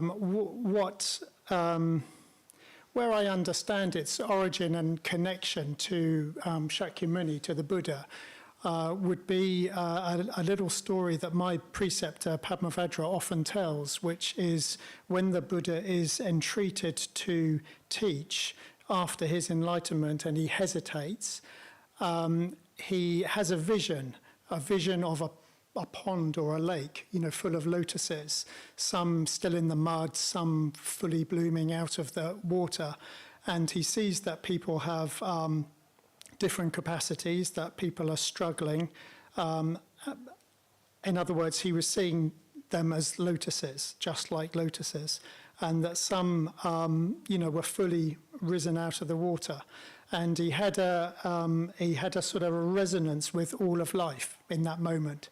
And I think that is where the origin of Avalokiteshvara, who is the Bodhisattva of compassion, comes from. So it's that aspect of the Buddha's enlightenment. What that did for me, it wasn't so much being introduced to a meditation, it was being initiated into what I might call a myth or a story, and I'd even go as far as to say an existential resolving practice. I partly say that because I haven't always practiced this relationship with compassion and Avalokiteshvara as a meditation, but I have just tried to do as much of that as I can in my life. And one thing that's particular to the two-armed form of Avalokiteshvara is it's often portrayed seated in royal ease. Some of you, I'm sure, have seen those pictures of. Sometimes it's even a figure called Kuan Yin, but it's it's basically like this. Probably not quite as graceful. This is my life's work to sit in royal ease, and that will be my final teaching. So usually there's one hand here, sometimes holding a lotus. Sometimes this hand holds a mala, or sometimes it's just the thumb and the finger together. But what that does for me, it helps me with the existential question that I brought up to ordination, which was from my life and work beforehand, which was seeing the world and people as fully immersed in contradiction. I just saw contradiction everywhere in the world, in people. And when I say contradiction, I mean between reason and emotion, between order and creativity, perhaps. And I never quite knew what I was supposed to do, how you actually live a life, how you actually resolve contradiction. I think especially I related to it in terms of relaxation and effort, perhaps in the sense of I really wanted a quiet, simple life, and yet also I wanted to engage with the world and to try and help people and to try and help provide answers or even just contribute in some meaningful way. So, being initiated into that figure, one of the things that our teacher describes a paradox as, being something that isn't resolvable on its own terms. So I feel like the Buddha and the Bodhisattvas and the other Buddha figures, they're figures of transcendental resolution, if you like. So I see Avalokiteshvara in particular as resolving that particular contradiction that I had between relaxation and effort. And in fact, I came across we were doing some writing exercises years ago, and I wrote something down that went something like, my mission, I can't remember what words I use now, my mission in life, something grand, was to, I will strive to change myself and the world as much as I can, while at the same time being completely at ease with myself and the world, just as I am and it is. So that's my work, and Avalokiteshvara helps me. I do imagine Avalokiteshvara as being something outside of myself, who knows in what sense, but I also imagine it as an aspect of my own consciousness as well. Thank you.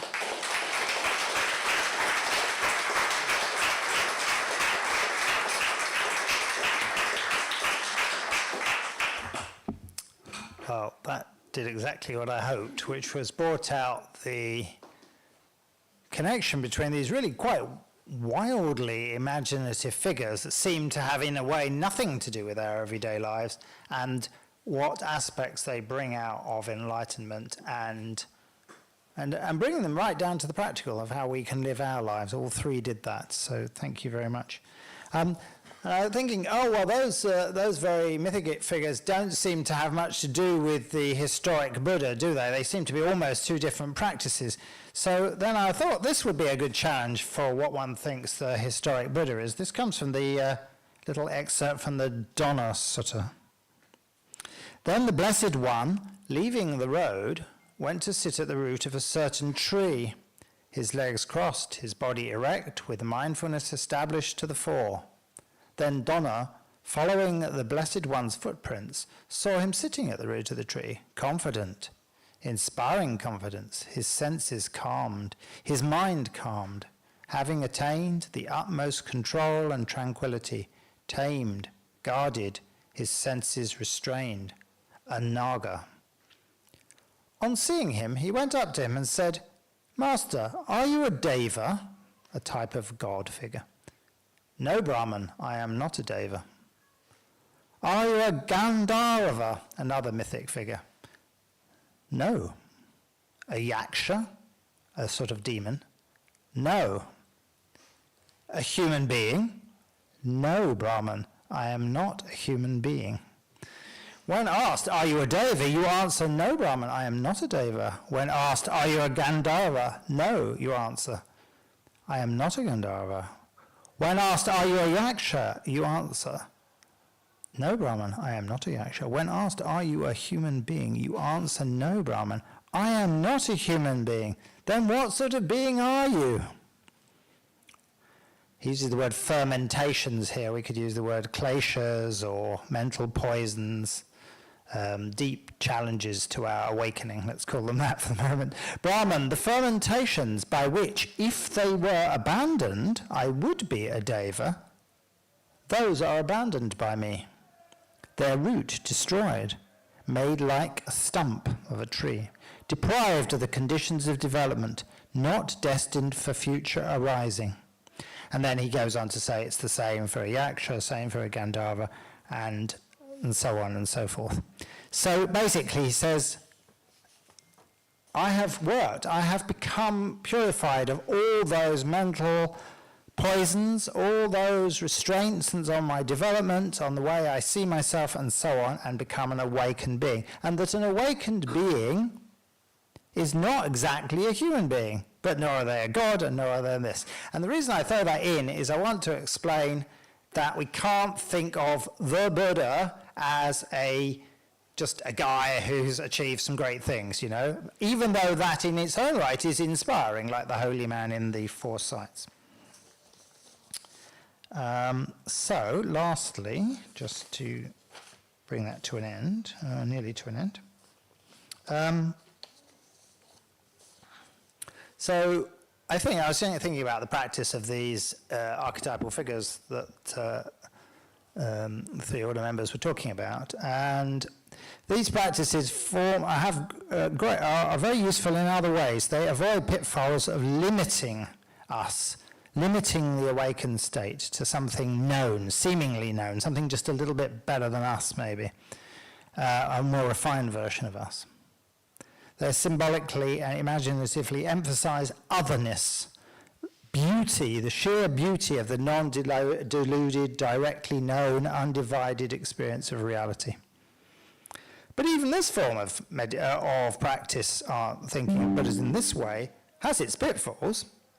It can lead to a sort of bypassing, if you're not careful, where you think, well, I'll sit and meditate on this beauty and depth and understanding of the transcendental, and then, and what are you going to do about yourself, about your own mental states, and so on and so forth? So basically, it still comes back to what Sangharakshita says, is you have to work on yourself. There's no way round this, however, whatever way you use the Buddha figure or figures as inspiration. So lastly, I just want to say, I mean, of course, you could talk for a long time on this, because there are many, many ways of contemplating the liberated figure.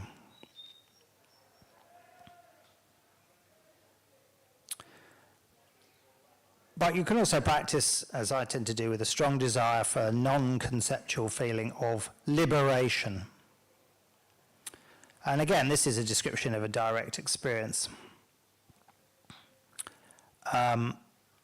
Freed of that limiting sense of self, endlessly imposed by the conceptual mind, and trapped very much in thought processes. So that's my inspiration, is just the idea, the feeling for liberation, the feeling from liberation from all my kleshas, all my mental poisons, and so on, what that would be like. And but still, I want to say about that may seem rather esoteric, it may seem almost cold, but it doesn't feel cold to me. It feels really warm, energetic, enlivening. And yet, for me, the Buddha is still my guide. Despite the fact that that is the sort of practice that I largely do, I come back to the historical Buddha, really.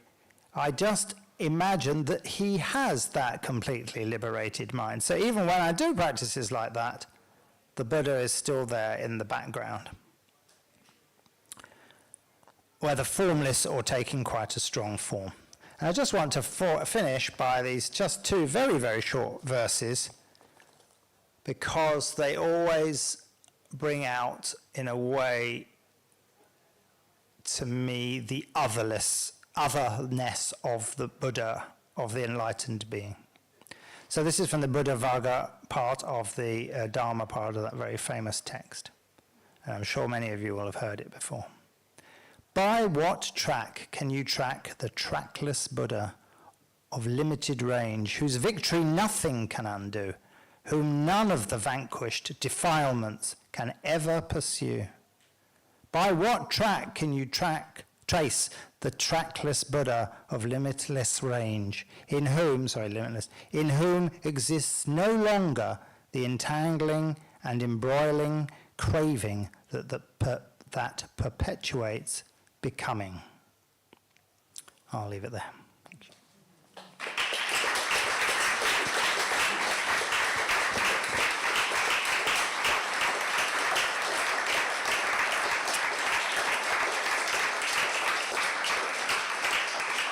Thank you.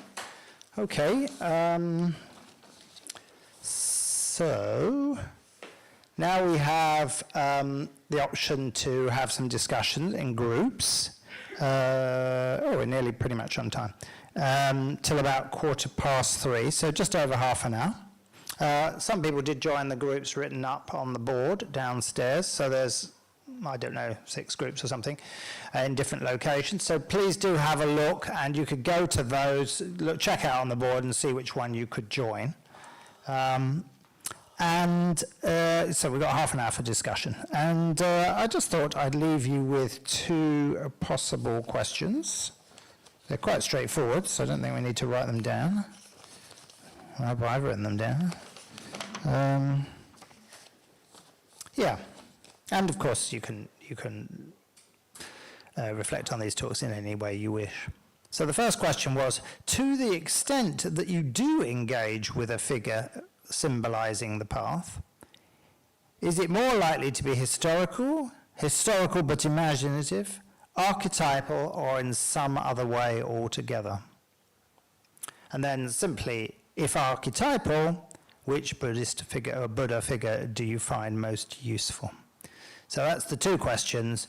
How do you engage with the Buddha figure, if you do? And if so, is there a particular one that you are interested in? Okay, so we've got discussion, and of course if you don't want to go out into a discussion group, that's fine, that's up to you. But I encourage you to go into them and please look, I think that's the best way, isn't it? So look at the board downstairs and see where they all are. Yeah. Please do that. It's up on the main notice board. So we'll be back, we'll finish then at 3:15. We'll then have half an hour tea break and come back to the Lotus Hall for the final ritual.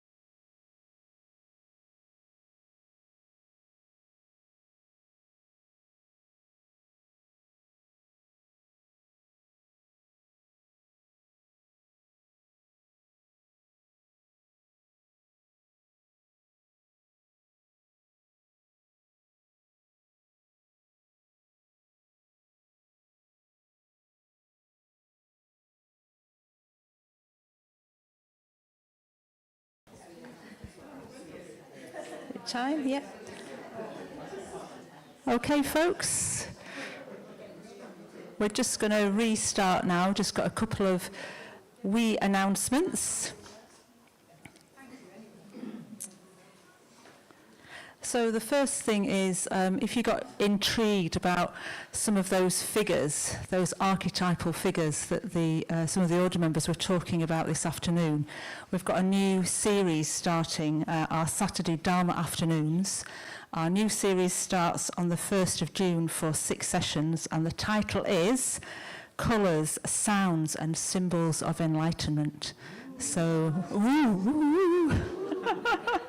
So, as long as you've done an introductory course here at the Buddhist Centre, or you've been coming to the tools class for maybe 6 weeks or so, you're really welcome to just come along to those sessions. It's on a drop-in basis, so hope to see some of you there.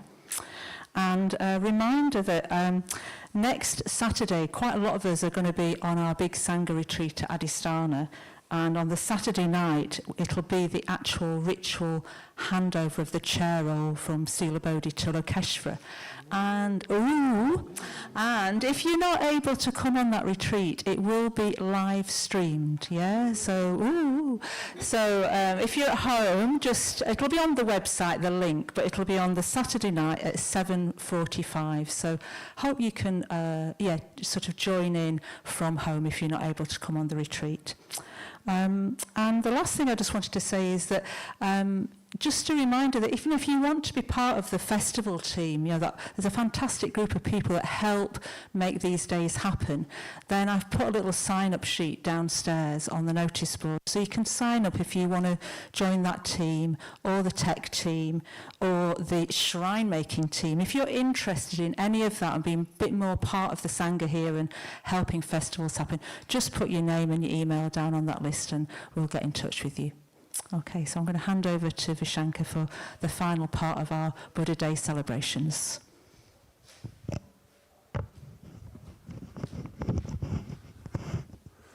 Thank you, Sarika. Can everybody hear me okay? Great. Yeah, so we're going to end the festival day with a sevenfold puja, and a special sevenfold puja where there'll be some verses to remind both mitras and order members of the commitment that they've made, and I'll say more about that in a minute. So I believe we're competing with a certain football team who are playing at 4 o'clock. We might not be able to play football as good as them, but we win spiritually. We are the champions.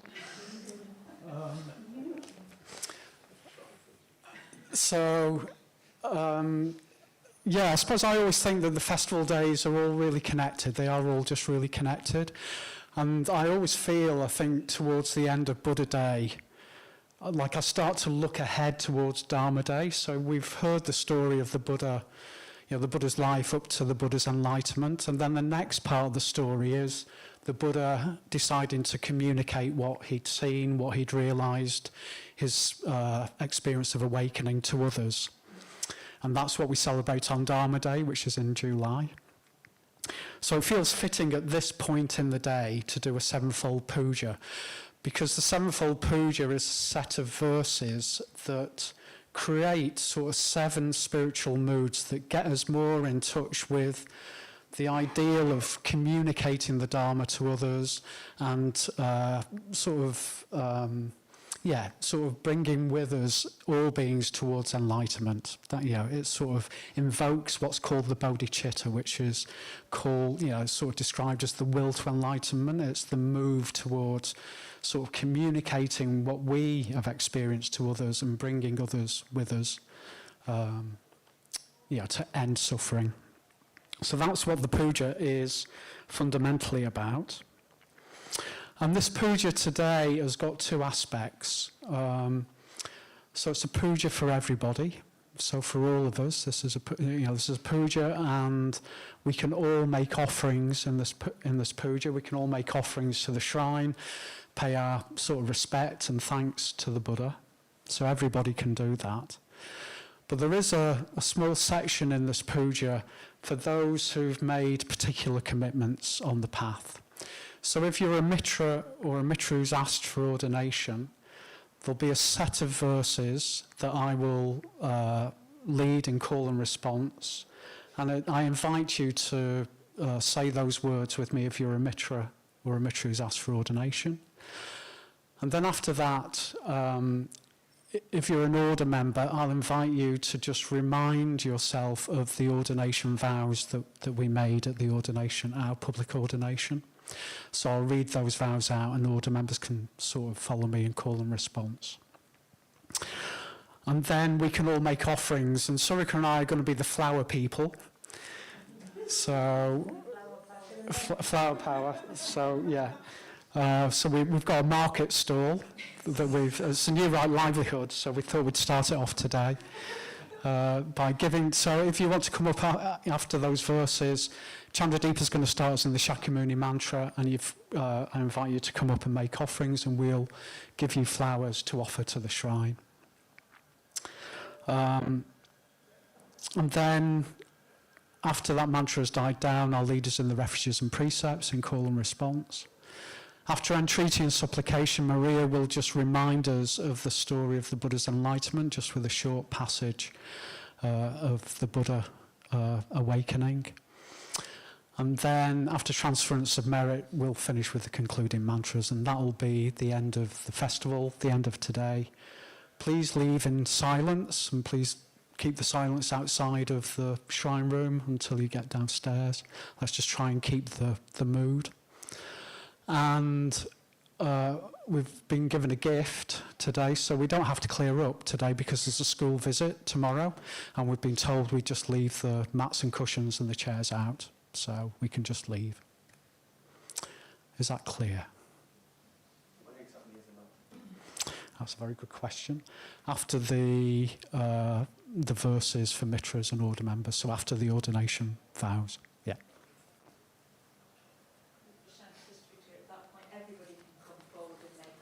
Yeah. Yeah. Or if you're not a mitra or an order member. Yeah.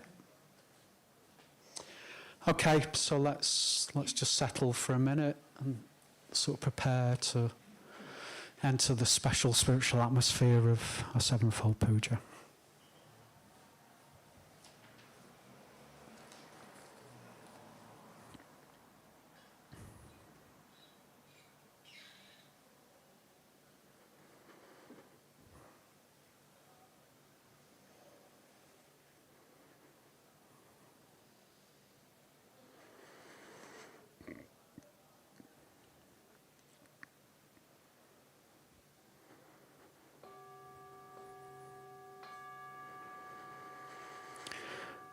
The sevenfold puja. Firstly, worship. In order to invite the enlightened mind, I make offerings to the Buddhas. I make offerings to the Dharma. And to the children of the Buddha. Who are oceans of excellence. Conjuring them up in my mind. I offer all the flowers in the world. I offer all the fruits. I offer all the fragrant plants. I offer the clear, refreshing waters. The crystal mountains, the tranquil forests, and the wild places. I offer vines bright with flowers. I offer trees heavy with fruit. I offer lakes adorned with lotuses. And the haunting cry of the wild geese. Conjuring these things up in my mind. I offer them to the Buddhas. And to their children. who are oceans of excellence.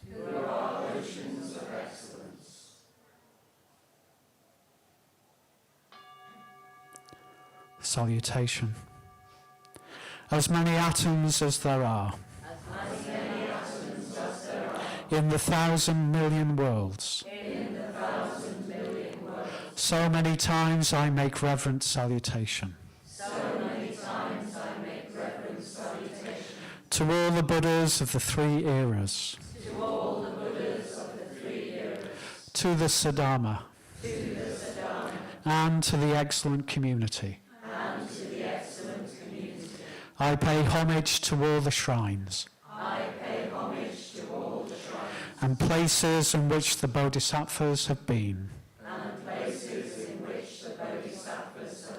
I make profound obeisance to the teachers.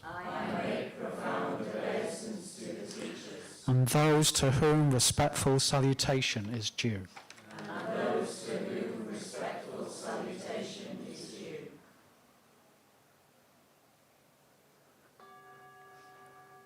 Going for refuge. This very day, I go for my refuge. To the powerful protectors, whose purpose is to guard the universe. The mighty conquerors who overcome suffering everywhere. Wholeheartedly also I take my refuge. In the Dharma they have ascertained. Which is the abode of security against the rounds of rebirth.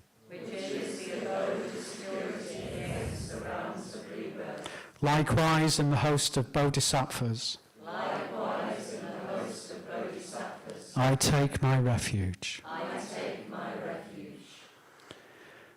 So if you're a mitra or a mitra who's asked for ordination, I invite you to recite after me.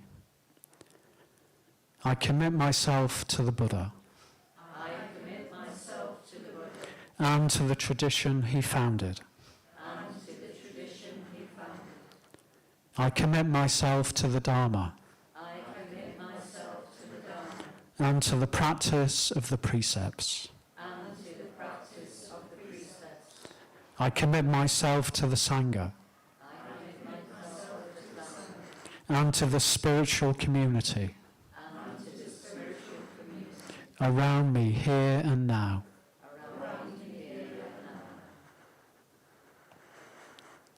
And if you're an order member, I invite you to remind ourselves of our ordination vows. With loyalty to my teachers, I accept this ordination. In harmony with friends and brethren,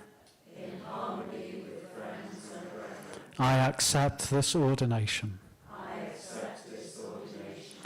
For the attainment of enlightenment. I accept this ordination. For the benefit of all beings. I accept this ordination.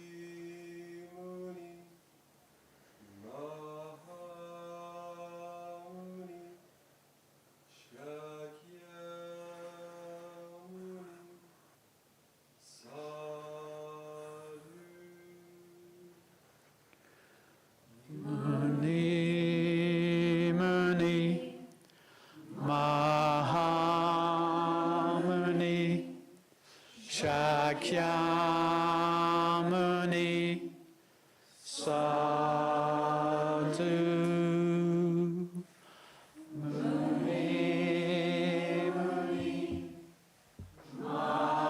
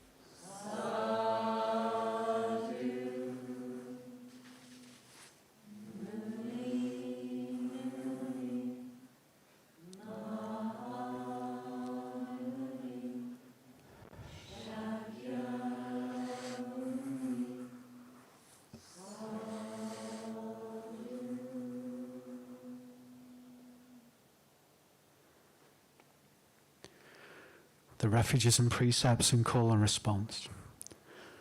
Namo tassa. Bhagavato arahato.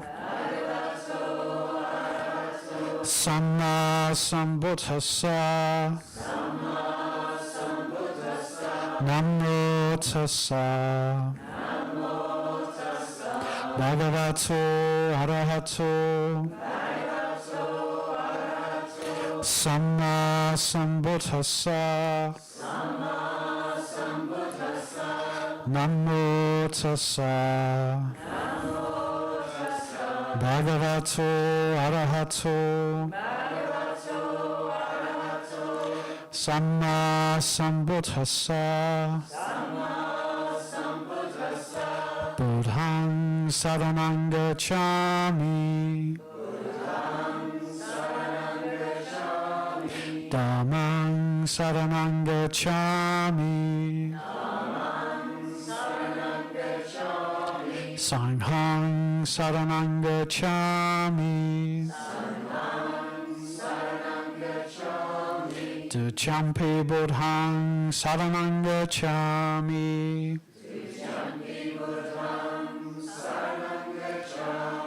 Dujampi dhammang saranang gacchami. Dujampi sanghang saranang gacchami. Tajampi buddhang saranang gacchami. Tajampi dhammang saranang gacchami. Tajampi sanghang saranang gacchami.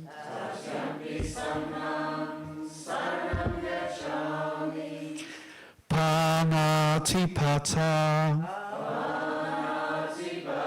Verimini. Sikkhapadam. Samadhiyami.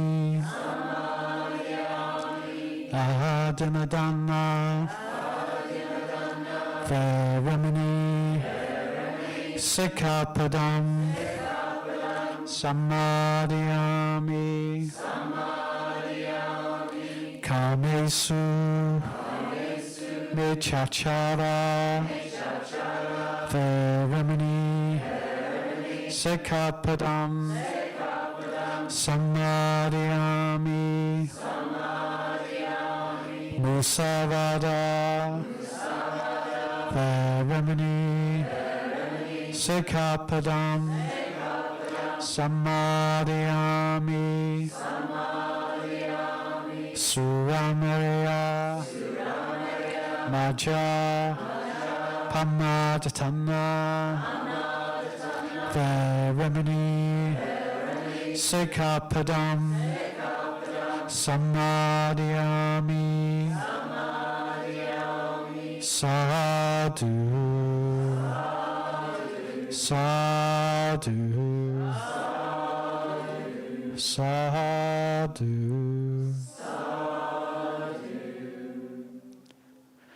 With deeds of loving kindness. I purify my body.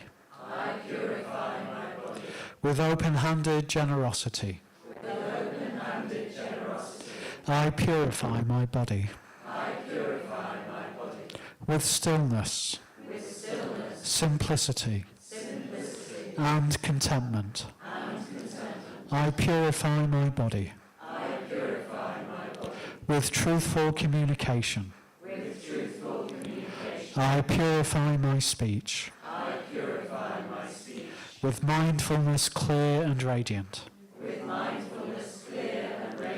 I purify my mind.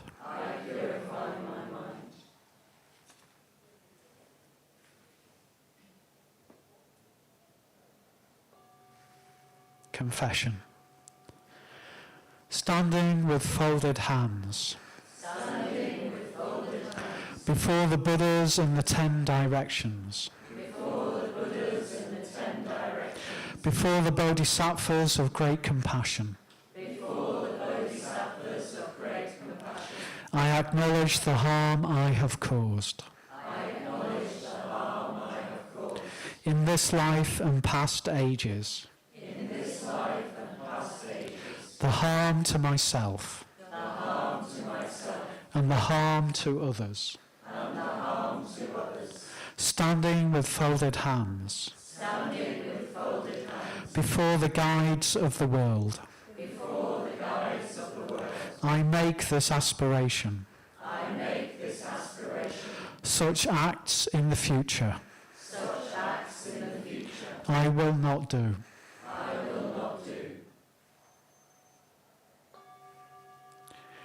Rejoicing in merit.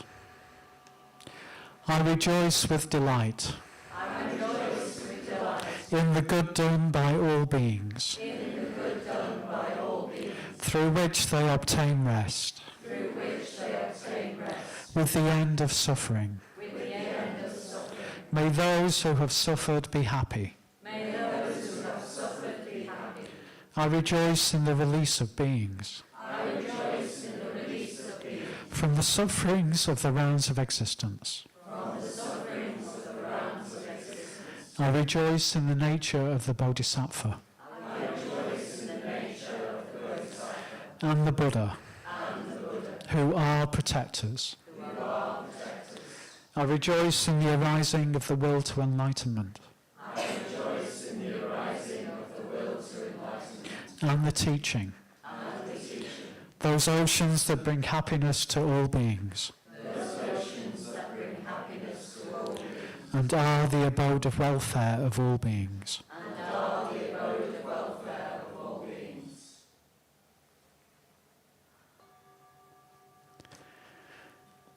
Entreaty and supplication. With hands folded in reverence. I entreat the Buddhas in all the quarters. May they make shine the lamp of the Dharma. For those wandering in the suffering of delusion. With hands folded in reverence. I implore the conquerors desiring to enter nirvana. May they remain here for endless ages. So that life in this world does not grow dark.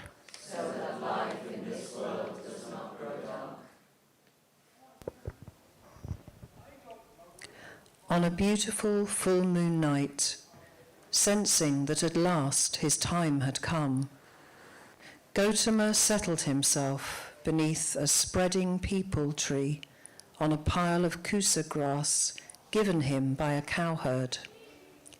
He vowed that even though his flesh might wither and his blood dry up, he would not rise from that spot until he had attained his goal. He entered into ever deeper, clearer, more peaceful meditation, never allowing himself to become intoxicated by the pleasurable and joyful feelings that flooded through him, gain any power over his mind. He saw countless past lives unfold before him, life after life after life. He saw universes arising and dissolving. He saw how beings were born and passed away according to their actions, good and skillful actions leading to a happy rebirth, bad and unskillful ones to a painful rebirth. He saw into the very heart of existence and understood how suffering grew from craving and ignorance, and how with minds rooted in craving, hatred, and delusion, beings launched themselves again and again into an endless round of birth, sickness, old age, and death.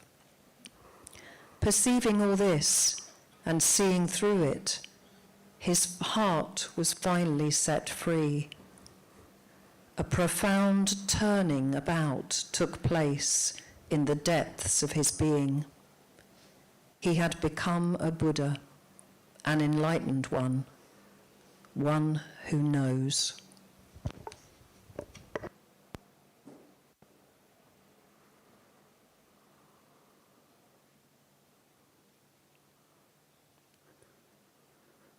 The Heart Sutra. The Bodhisattva of compassion, when he meditated deeply, saw the emptiness of all 5 skandhas and sundered the bonds that caused him suffering. Here then, form is no other than emptiness, emptiness no other than form. Form is only emptiness, emptiness only form.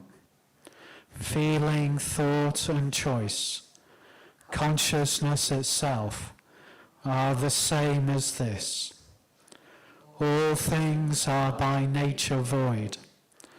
They are not born or destroyed, nor are they stained or pure, nor do they wax or wane. So, in emptiness, no form, no feeling, thought or choice, nor is there consciousness. No eye, ear, nose, tongue, body, mind, no colour, sound, smell, taste, touch, or what the mind takes hold of, nor even act of sensing. No ignorance or end of it, nor all that comes of ignorance. No withering, no death, no end of them. Nor is there pain or cause of pain, or ceasing pain or noble path to lead from pain. Not even wisdom to attain. Attainment too is emptiness. So know that the Bodhisattva, holding to nothing whatever, but dwelling in prajna wisdom, is freed of delusive hindrance, rid of the fear bred by it, and reaches clearest nirvana. All Buddhas of past and present, Buddhas of future time, using this prajna wisdom, come to full and perfect vision. Hear then the great Dharani, the radiant peerless mantra, the prajna paramita, whose words allay all pain. Hear and believe its truth. Gate, gate, paragate, parasangate, bodhiswaha. Gate, gate, paragate, parasangate, bodhiswaha. Gate, gate, paragate, parasangate, bodhiswaha.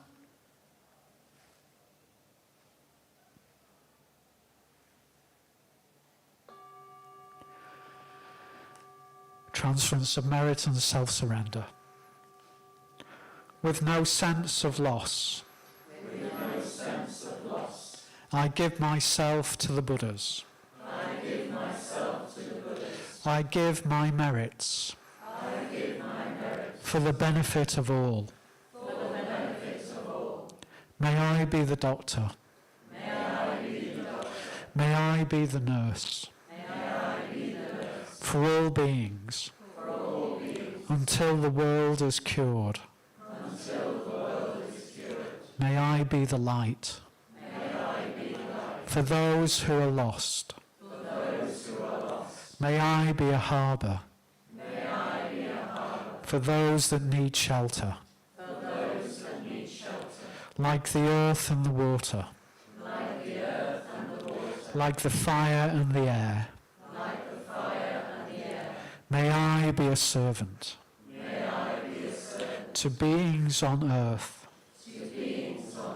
until the world is whole. Just as the Buddhas before me set their minds on enlightenment. Just as they trained on the Buddha's path. So now I too, for the welfare of the world,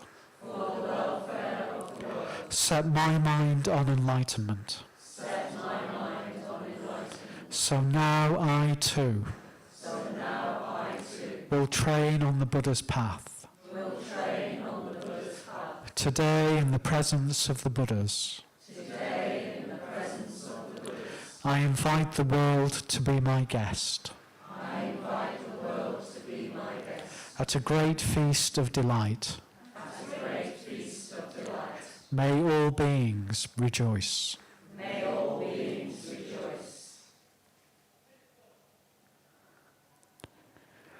Om Mani Padme Hum. Om Mani Padme Hum. Om Mani Padme Hum. Om Arapachanadi.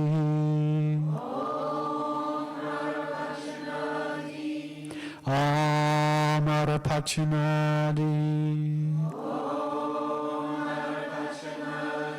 Om Arapachanadi. Om Vajrapani Hum. Om Vajrapani Hum. Om Vajrapani Hum. Om Tare. Tu Tare. Tu Re. Swaha. Om Tare. Tu Tare. Tu Re. Swaha. Om Tare. Tu Tare. Tu Re. Swaha. Om Amideva Hri. Om Amideva Hri. Om Amideva Hri. Om Muni Muni. Mahamuni. Shakyamuni. Svaha. Om Muni Muni. Mahamuni. Shakyamuni. Svaha. Om Muni Muni. Mahamuni. Shakyamuni. Svaha. Om Ahum. Vajraguru Padma. Siddhi Hum. Om Ahum. Vajraguru Padma. Siddhi Hum. Om Ahum. Vajraguru Padma. Siddhi Hum. Gate Gate. Paragate. Parasangate, Bodhi Swaha, Gate Gate, Paragate, Parasangate, Bodhi Swaha, Gate Gate, Paragate, Parasangate, Bodhi Swaha,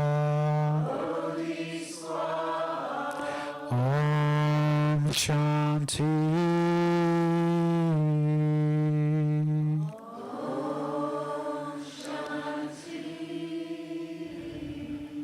Shanti.